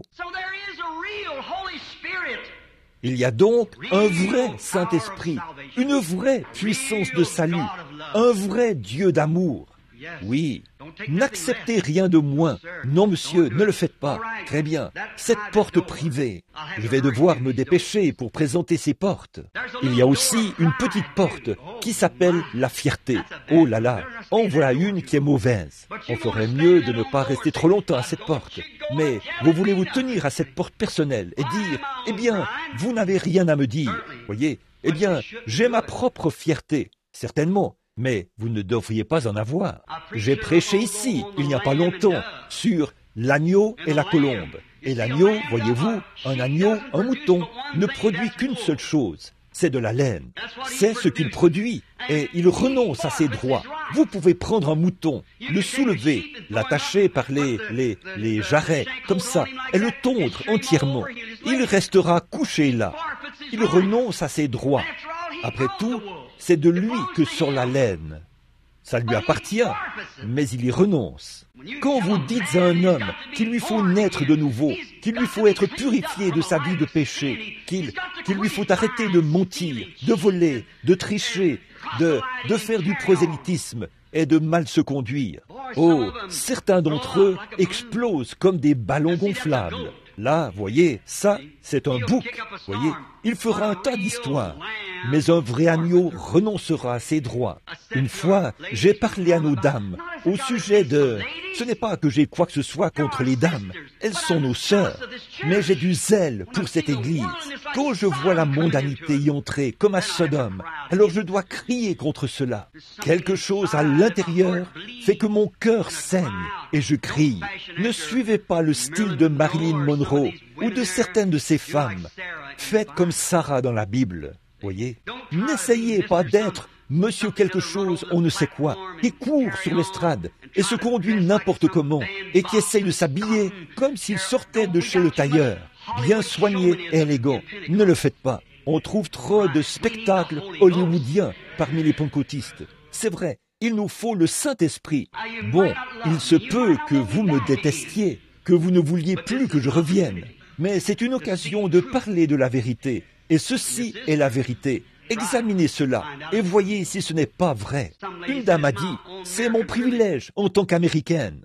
J'ai dit, mais vous renoncerez à ça. Il y a quelque temps, ma femme et moi allions à l'épicerie, dans l'Indiana, et nous avons vu une chose étrange. Une dame qui portait une jupe. C'était très étrange. Elle a dit, chérie, ces gens-là ne chantent-ils pas dans des chorales? J'ai dit, oui. Oui. Eh bien, pourquoi? J'ai dit, eh bien, vois-tu, chérie, ces gens, ils ne sont pas de notre royaume. Et j'ai dit, de notre royaume. J'ai dit, non, j'ai été missionnaire. J'ai fait le tour du monde bien des fois. J'ai remarqué que quand je vais en Allemagne, j'y trouve un esprit allemand. Je vais en Finlande, et là, c'est un esprit différent. Je vais en Australie, c'est un autre esprit. Je viens en Amérique, c'est un autre esprit. C'est un esprit national. Et tous ces esprits sont du diable. Jésus l'a dit. Les royaumes de ce monde appartiennent au diable. Il contrôle chacun d'eux. Bon, Jésus l'a dit. Alors, vois-tu, c'est cet esprit national. Eh bien, a-t-elle dit, ne sommes-nous pas américains? J'ai dit, non madame, nous le sommes potentiellement. Elle a dit, toi, qu'est-ce que tu es? J'ai dit, eh bien, ne devrions-nous pas agir comme les Américains? J'ai dit, Non, nous ne sommes pas de ce groupe d'ivrognes, de bagarreurs, de gens abjects. Non, madame, nous sommes nés d'un esprit céleste. Nous venons d'un lieu où c'est la sainteté à l'état pur, sans mélange, où les anges et la justice sont là devant Dieu. J'ai dit, ici, nous vivons comme dans une nation. Certainement, c'est vrai, ceci, c'est notre nation, là où nous faisons des efforts. Mais que ton règne vienne, que ta volonté soit faite sur la terre comme au ciel. Par conséquent, quand on est né d'en haut et que tout le péché est balayé et jeté dans l'abîme, c'est l'Esprit de Dieu, le Créateur, qui entre dans notre cœur. Et c'est lui qui contrôle notre caractère. Nous ne mentons pas, nous ne volons pas, nous ne trichons pas. Nous sommes honnêtes, droits, nous marchons comme des citoyens du ciel, car c'est ce que nous sommes. Si nous sommes nés de l'Esprit de Dieu, et beaucoup parmi nous sont dans la confusion, et ils utilisent de petits ismes, des sensations et tout, et ils appellent ça l'Esprit de Dieu. C'est la raison pour laquelle nous sommes si embrouillés aujourd'hui. Tout le système ecclésiastique, c'est terrible. Et malgré tout cela, Jésus continue de se tenir à la porte après avoir été expulsé. Mais cependant, il y a encore une porte que j'aimerais ouvrir. La porte de la foi. Puis je terminerai. J'en ai noté près d'une douzaine ici, mais je vais les sauter. La porte de la foi. Vous dites, voudriez-vous venir à la réunion organisée par les hommes d'affaires du plein évangile? Du quoi? Le plein évangile. C'est contraire à ce que je crois. Il n'y a qu'une seule foi. C'est vrai. Une seule foi. Un seul Seigneur. Un seul baptême. C'est vrai. Eh bien, c'est contraire à ce que je crois. Peut-être ne voulez-vous pas que Jésus franchisse le seuil de la porte de votre foi. Vous avez bâti votre foi sur le credo d'une église, d'une dénomination. C'est là que votre foi est recroquevillée sur elle-même et enfermée dans une pièce. Et vous ne voulez pas y laisser entrer Jésus, qui est la parole. Au commencement était la parole, dit Jean 1. Au commencement était la parole, et la parole était avec Dieu, et la parole était Dieu, et la parole a été faite chair, et elle a habité parmi nous. Il est la parole éternelle. Et vous, votre foi, elle déclare que les jours des miracles sont passés. Le parler en langue et la prophétie, ça n'existe pas. Et ces absurdités que l'Église ou les pentecôtistes proclament aujourd'hui, ça n'existe pas, ça. Peut-être que vous laissez un credo se tenir dans la porte de votre foi. Si vous pouviez ouvrir cette porte pour y laisser entrer la parole de Dieu, afin qu'elle devienne votre Seigneur, et dire, peu m'importe ce que dit le credo, si la Bible dit, alors tu es mon Seigneur. Il faut que vous naissiez de nouveau. Et une fois que vous naissez de nouveau, il faut que vous soyez remplis du Saint-Esprit. Peu importe le credo, la chose, ni quoi que ce soit du genre. Vous dites, eh bien, je crois que Jésus est le Fils de Dieu. Le diable croit la même chose. Il faut que vous naissiez de nouveau. Tout le monde a peur de cette nouvelle naissance. Oh, je sais que vous prétendez être nés de nouveau, mais je pense que parfois, nos vies parlent tellement fort qu'on ne peut pas entendre notre témoignage. Voyez, une naissance est un gâchis, peu m'importe où elle se produit. Excusez mon langage, mais si une naissance a lieu dans une porcherie, c'est un gâchis. Si c'est dans une étable à vaches, c'est un gâchis. Si c'est dans une chambre d'hôpital, c'est un gâchis. Et si c'est à l'hôtel, c'est un gâchis. Ça vous fera pourrir à votre propre pensée. Ça vous fera jeter tout ce que vous chérissiez autrefois de tout votre cœur. Vous y renoncerez pour prêter attention à ces doux petits coups. Peu m'importe qu'il s'agisse d'une mission qui se trouve au coin de la rue. Nous, les gens d'ici, nous croyons aux grandes choses. Nous, les Américains, nous voulons de grands chapeaux et de grosses voitures et de grandes dénominations, être davantage ancrés dans des credos et dans la dénomination. Tout ce que nous voulons, ce sont de grandes choses. Et ce que Dieu recherche, ce sont de petites voix tranquilles. Ce que nous voulons, c'est ce qui fait beaucoup de vacarme et de bruit. Une fois, un fermier est monté dans son chariot pour aller dans ses champs. À l'aller, ça cahotait. Il y avait du vacarme et ça faisait beaucoup de bruit. Sur le chemin du retour, il a passé sur les mêmes bosses, mais rien ne bougeait. Le chariot était rempli de bonnes choses. Nous voulons les credos. Notre dénomination est la plus grande. Nous avons ceci. Gloire à Dieu. Nous avons battu ce groupe-là. Nous avons battu ce groupe-là. Quant aux contributions reçues, aux étoiles distribuées et tout le reste. Celui qui a pu faire venir le plus grand nombre de personnes à l'église. Je n'ai rien contre ça. C'est très bien.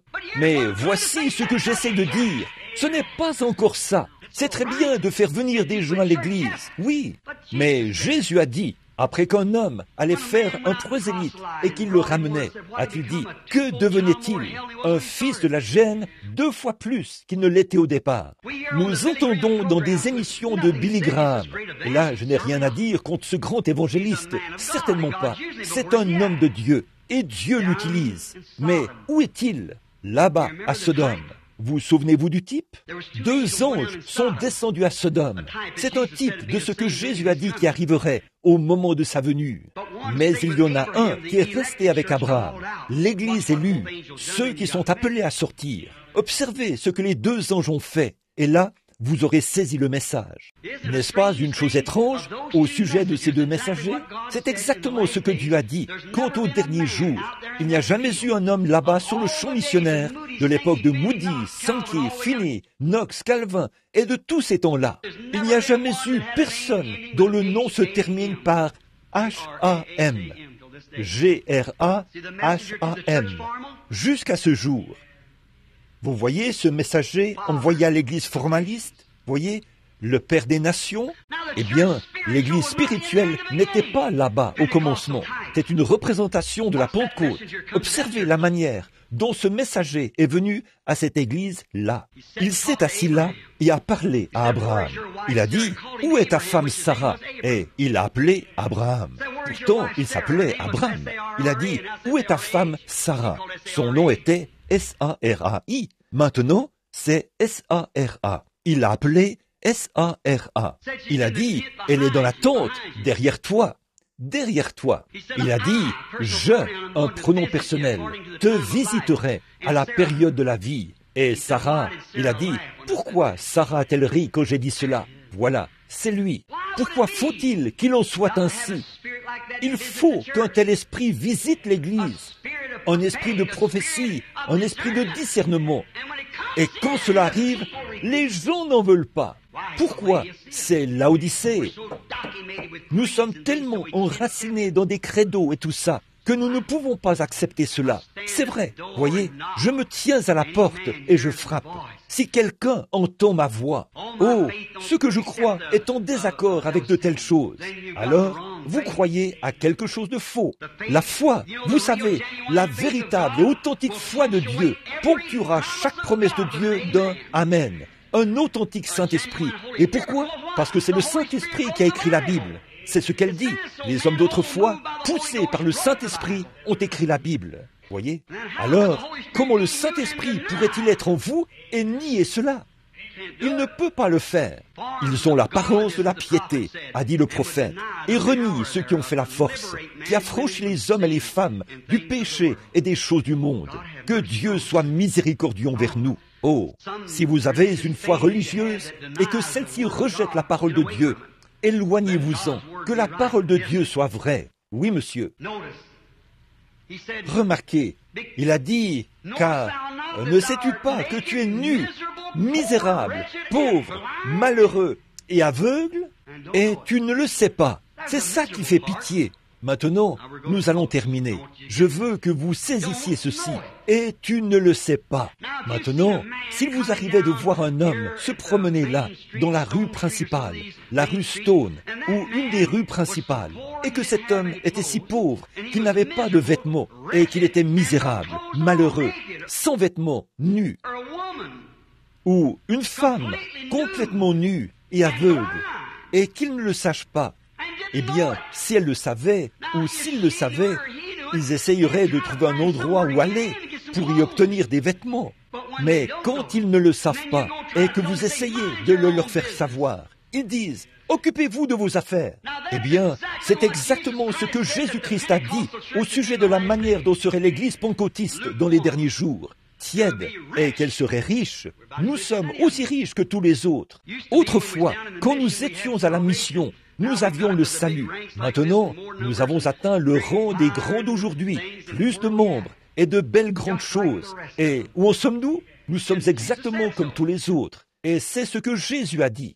Mais malgré tout cela, il continue de frapper. Si quelqu'un, un individu, entend ma voix et ouvre la porte, j'entrerai et je souperai avec lui et lui avec moi.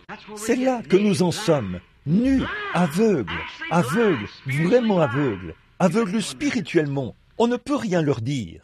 Vous savez, nous avons grandi dans une pauvreté extrême, là-bas, dans le Kentucky. Mon grand-père était un chasseur très connu. Il avait l'habitude de chasser le raton laveur. Je ne sais pas si vous, ici, il n'y a pas assez d'eau en Arizona pour avoir des ratons laveurs, je suppose. Mais ils ont, là-bas, ils avaient des ratons laveurs. Ils chassaient le raton laveur.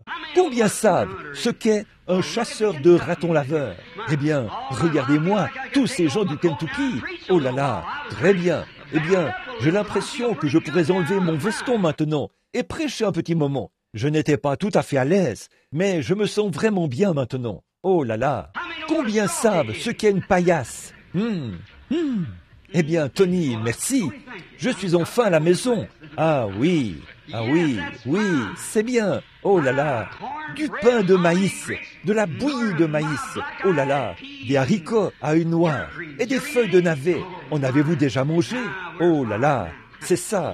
Bon, nous nous sentons bien maintenant. Oui, monsieur, c'est bon. Et gros-papa avait l'habitude d'attraper des ratons laveurs et il les dépouillait de leur graisse. Et on avait un petit contenant. Nous avions l'habitude de conserver les petits contenants de levure chimique.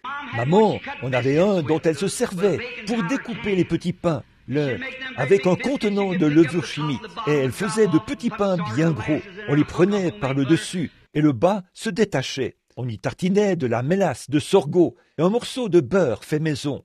C'était vraiment bon. Ça me ferait du bien maintenant. Et ce matin, on ne m'a pas donné assez de mélasse. Alors, vous savez, quelque chose comme ça, ça ferait vraiment du bien. Maman avait l'habitude de recourir à cette graisse de raton laveur.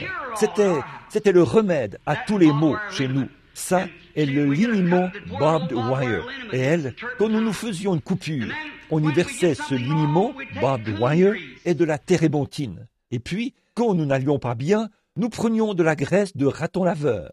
Nous avions une petite pièce au-dessus de laquelle il y avait un grenier. Il nous fallait y monter par une échelle, comme ceci. La balustrade était faite de petits arbres. Et nous, les enfants, nous dormions là-haut, sur une paillasse. Et puis, au-dessus de la paillasse, il y avait un lit de plumes, une couette. Aussi, les bardeaux étaient posés là, avec en plus la lumière de la lune. Et il y avait là des trous. Et la neige entrait par là. Alors maman nous recouvrait d'un morceau de toile pour éviter que pendant la nuit, la neige nous tombe sur le visage. Nous, la bande de petits Branham. Et 2 personnes se couchaient au pied du lit, 2 à la tête et 2 au milieu. Nous dormions dans toutes les positions possibles. Nous nous blottissions les uns contre les autres, comme des pourceaux, pour nous garder au chaud. De temps en temps, l'un de nous sortait de dessous la toile, alors que le vent froid soufflait. Alors nous attrapions un rhume, et cela affectait nos yeux. Et vous savez, cette substance collante qui se forme sous les paupières, maman appelait ça de la matière. Elle disait, « Tu as de la matière dans les yeux. » Eh bien, je me réveillais le matin, et maman disait, « Billy, descends, il est temps d'aller à l'école. » Et je disais, « Maman, j'ai de la matière dans les yeux, je ne peux pas voir. » Et Humpy, mon frère, se réveillait. Il s'appelait Édouard, et on l'appelait Humpy, juste pour s'amuser. Il disait, « J'ai de la matière dans les yeux. » J'entendais le bruit du contenant de la bonne vieille graisse de raton laveur cogner le poêle. Elle faisait fondre cela entièrement. Puis maman montait les marches, et elle frictionnait et massait nos yeux. Et, croyez-le ou non, cette matière quittait nos yeux. La graisse de raton laveur était le remède pour les paupières collées. Mais, je vous le dis, un grand froid s'est abattu sur l'Église. La graisse de raton laveur ne marchera jamais. Mais Jésus a dit, « Je te conseille d'acheter du collyre. » Le Saint-Esprit, vous devenez tellement aveugle, l'Église le devient, qu'elle qu'elle ne peut plus voir Dieu. Elle ne voit que son organisation. Elle ne voit que ce qu'il y a juste devant elle. Elle ne regarde jamais au loin vers la venue imminente du Seigneur. La graisse de raton laveur ne servira jamais à rien dans ce cas-là. Mais le baume du Saint-Esprit vous ouvrira les yeux et vous pourrez prendre conscience de la présence de Jésus-Christ. Et il est le même hier, aujourd'hui et éternellement. Il est Dieu et il peut mettre du baume sur vos yeux avec son Saint-Esprit. Vous oublierez que vous étiez méthodiste ou baptiste, unitaire, binitaire, trinitaire, de l'Église de Dieu, nazaréen ou pèlerin de la sainteté. Vous serez un chrétien, né de nouveau du royaume de Dieu. Vous serez quelque chose.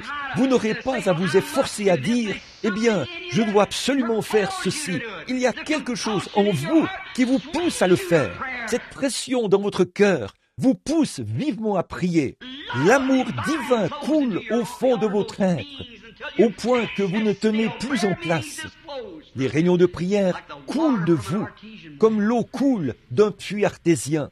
Autrefois, je passais, quand j'étais garde-chasse pendant plusieurs années, je passais près d'une belle grande source. Cette source bouillonnait comme ça. Un jour, je me suis assis près de cette source et j'ai dit « Pourquoi es-tu si heureuse ?» Oh, que cette eau était bonne. Je n'ai bu une gorgée et j'ai dit « Pourquoi es-tu si heureuse ? Es-tu heureuse parce que les lapins boivent de ton eau ?» Si elle avait pu parler, elle aurait dit « Non. Parce que les cerfs boivent de ton eau ? Non. Parce que je bois de ton eau ? Non. Pourquoi donc es-tu si heureuse ? Qu'est-ce qui te fait bouillonner comme ça ? Si elle avait pu me parler, elle aurait dit « Ce n'est pas moi qui bouillonne, frère Branham. C'est quelque chose derrière moi qui me pousse, qui me fait bouillonner continuellement. » Nous nous efforçons de faire des choses, mais quand le Saint-Esprit est en nous, nous le faisons par l'amour divin.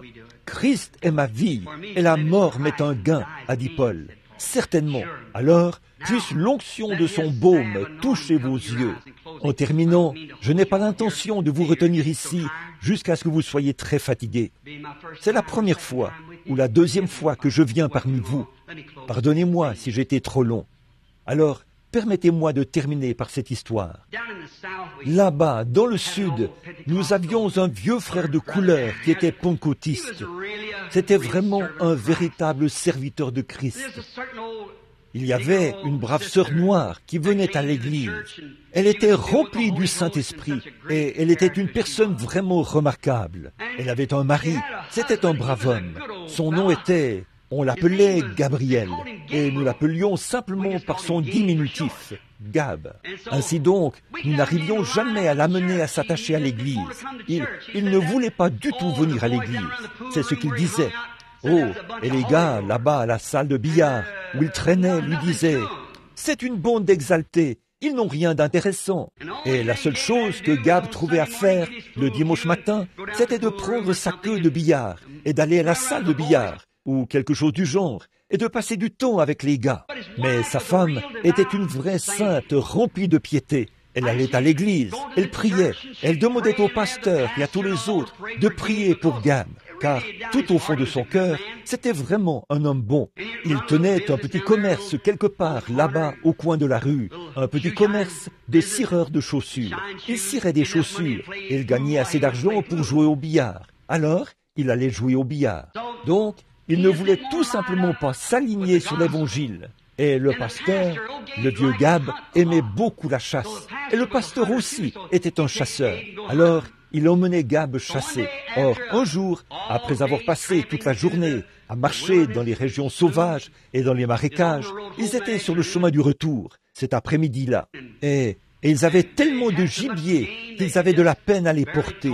Ils avançaient en portant les lapins et les oiseaux, qui étaient attachés un peu partout sur eux. Puis, ils ont atteint un vieux sentier qu'ils connaissaient bien. Ils ont monté la colline jusqu'au sommet. Puis, ils sont descendus dans la petite ville qui se trouvait au pied de la colline. C'était un samedi et le soleil était en train de se coucher. Le pasteur a regardé autour de lui. Ça faisait déjà un bon moment qu'il n'avait pas entendu le vieux Gab dire un mot. Alors, il a regardé autour de lui et Gab regardait par-dessus son épaule vers le soleil couchant qui descendait sur l'horizon à l'ouest. Le pasteur a regardé en arrière. Il a remarqué que Gab ne disait rien, mais qu'il jetait des regards en arrière en avançant. Ainsi donc, Le pasteur a continué à marcher pendant quelques minutes. Et au bout d'un moment, une grande main noire s'est posée sur son épaule. Et quand il s'est retourné, il était surpris de voir le vieux Gab qui le regardait bien en face. Les larmes coulaient sur ses joues, ruisselant comme ceci. Il a dit, « Pasteur, demain matin, vous me trouverez là-bas, au banc des pénitents. » Il a dit, « Et je partirai de là pour m'asseoir à côté de ma fidèle épouse. Puis, je resterai dans cette église jusqu'à ce que Dieu me rappelle à la maison. » Bien sûr, le pasteur s'est retourné, stupéfait. Il a dit, « Gab, c'est ce que j'ai voulu, attendu et désiré ardemment. J'ai prié pour cela pendant des années. » Il a dit, « Gab, est-ce une décision définitive ?» Il a dit, « Oui, pasteur, c'est définitif, mais je veux aussi ce Saint-Esprit. Et demain matin, je vais me diriger vers le banc des pénitents et je vais le recevoir. Sinon, c'est là que je vais mourir. » Il a dit, « Gab, j'apprécie ceci. » Il a dit, « Mais je veux te demander quelque chose, Gab. Quelle prédication ai-je prêchée qui t'a inspiré à faire ceci? J'aimerais connaître la prédication que j'ai prêchée, ce sur quoi j'ai prêché. Ou quel cantique la chorale a-t-elle chanté qui t'a inspiré à prendre cette grande décision, Gab? » Et ce brave noir a regardé le pasteur et a dit, « Pasteur, a-t-il dit, j'apprécie vraiment chaque prédication que vous avez prêchée. » Il a dit, j'apprécie tout ce que vous avez dit, pasteur. Il a dit, et j'apprécie chaque beau cantique que la chorale a chanté. Mais, a-t-il dit, pasteur, ce n'était pas ça. Il a dit, vous savez, je regardais ce soleil se coucher là-bas, à l'horizon. Savez-vous que mon soleil et le vôtre aussi se couchent? Que la lumière de notre corps s'en va? Et c'est vrai ici, ce matin, messieurs. Le soleil se couche. Il se couche sur votre vie et sur la mienne. Et il se couche sur le temps, sur la civilisation. C'en est fini d'elle. Il se tient à la porte et frappe. Il languit, il attend. Ce petit coup, ce quelque chose qui au fond de votre cœur dit, c'est moi, ouvre maintenant. C'est lui. Gab a prêté attention à ça et il a fait demi-tour.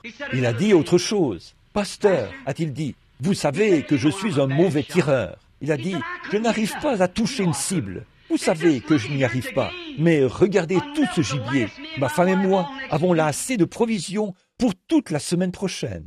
Et il a dit, vous savez que je n'arrive pas à toucher une cible. Mais, a-t-il dit, il me les a donnés. Il a dit, tout à coup, cette pensée m'est venue. Il doit certainement m'aimer, sinon il n'aurait pas été si bon vers moi. Avez-vous déjà pris conscience de cela?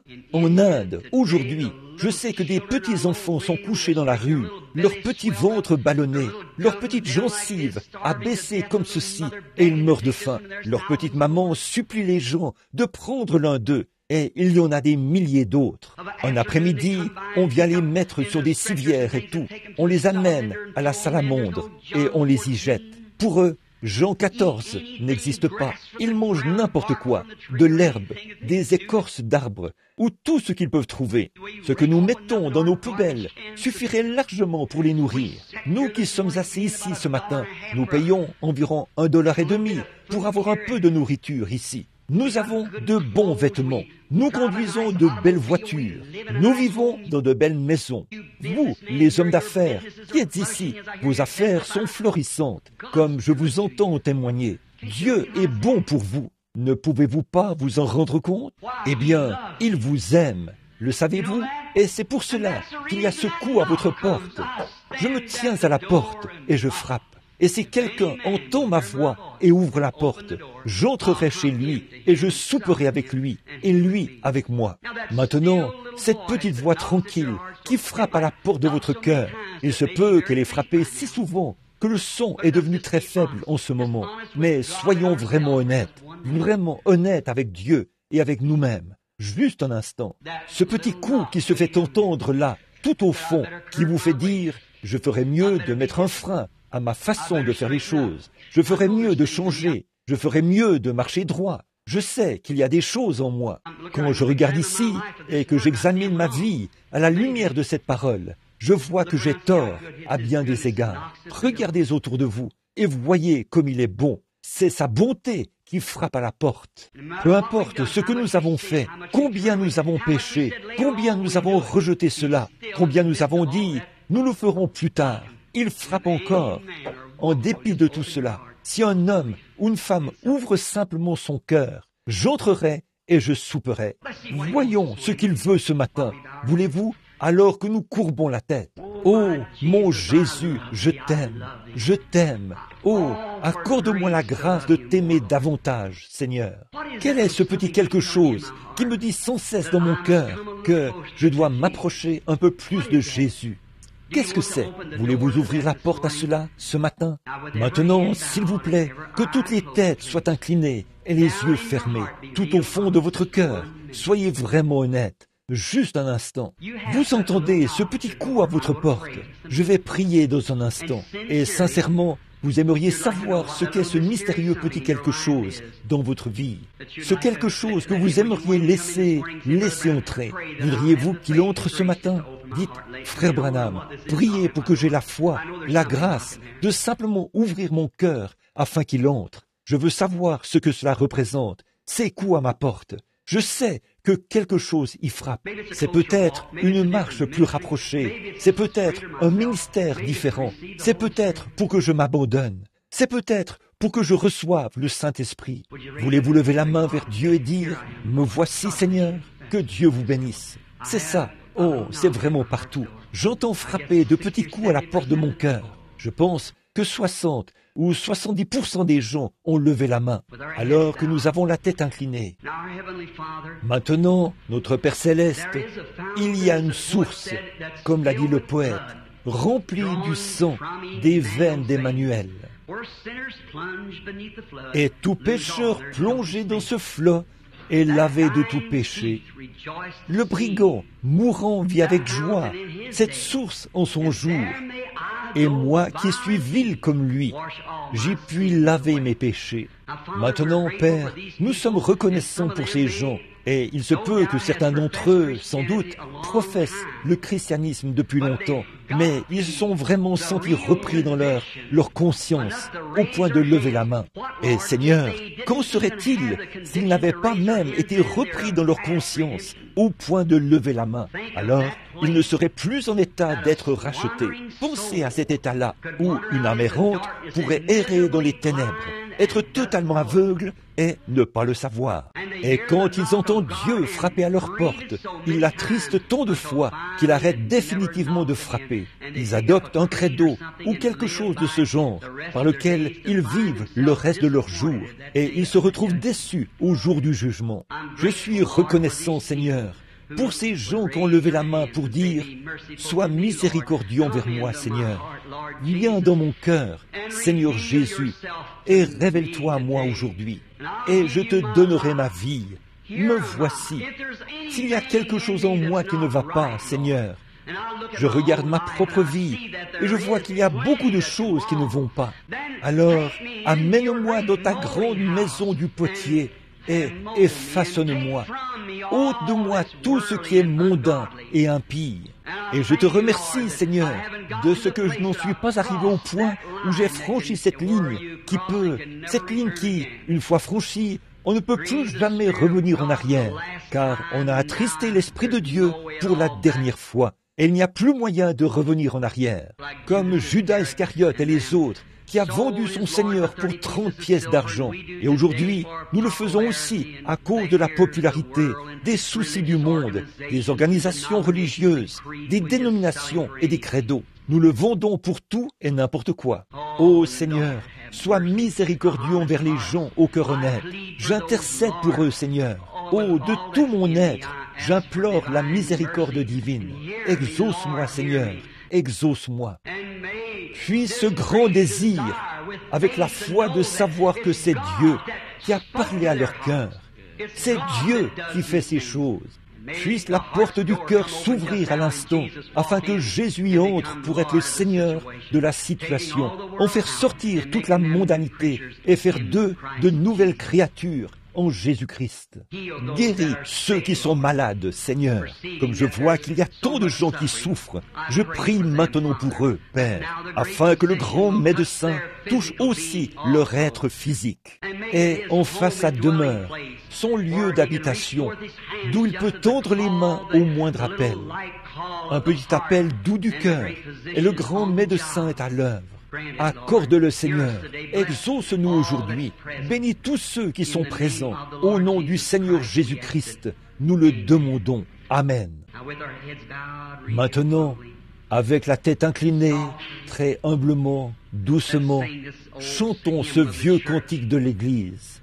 Je l'aime, parce qu'il m'a aimé le premier. Maintenant, croyez que ce que vous avez demandé, à la suite de ce doux petit coup frappé à votre cœur, Jésus va entrer maintenant. Chantons-le tout doucement.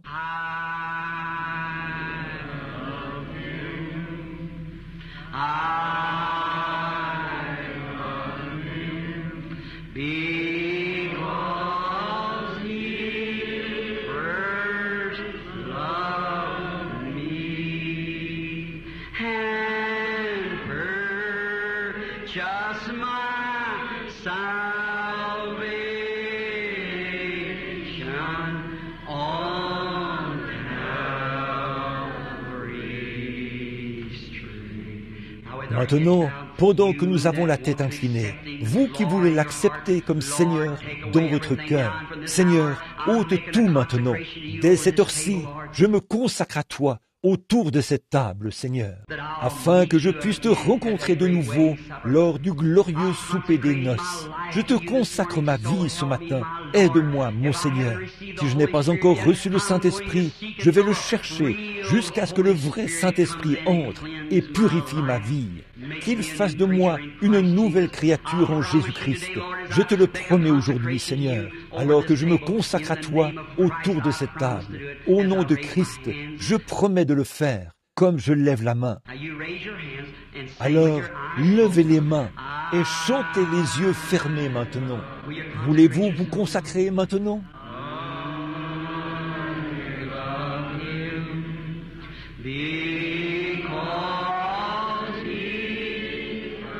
Ô Dieu, sois miséricordieux. Père, regarde ces mains et accorde cela au nom de Jésus.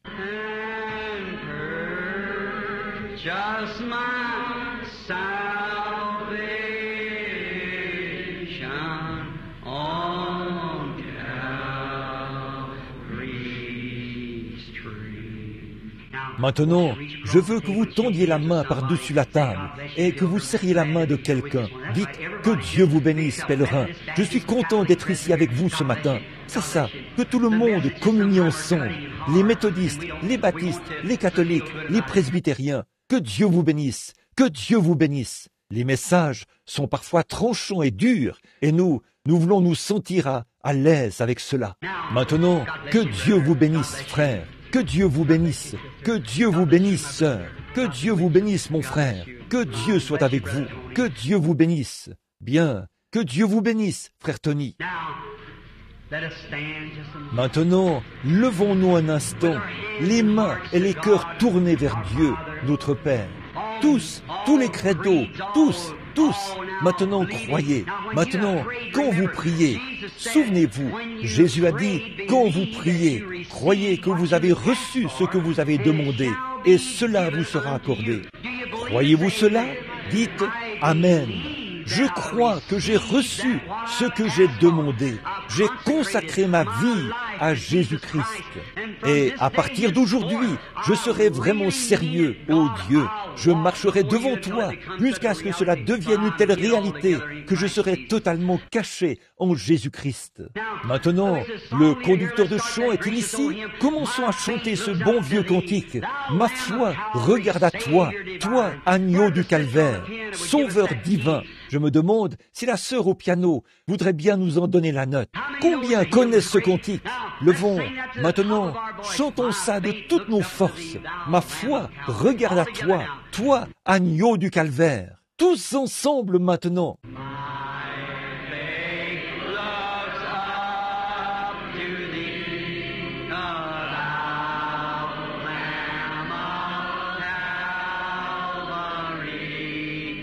O Savior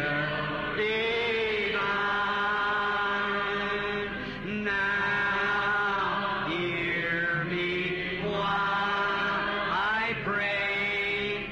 Take all my sin away.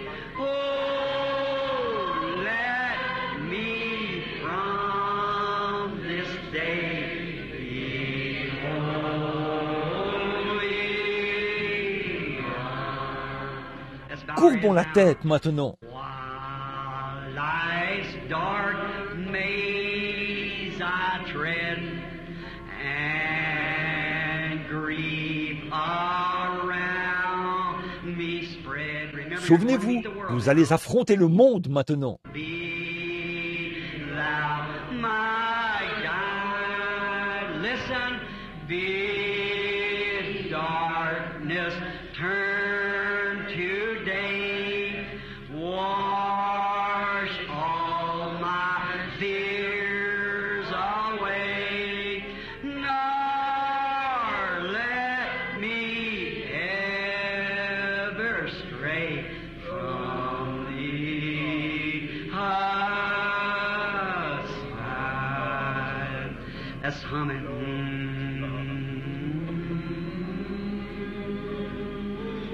Glory to God. Glory, glory, glory to God. Wonderful Savior. Hallelujah, hallelujah, hallelujah, hallelujah. Thank you, Jesus. Thank you, Jesus. Thank you, Jesus. Hallelujah. Oh, wonderful Savior. Praise the name of the Lord.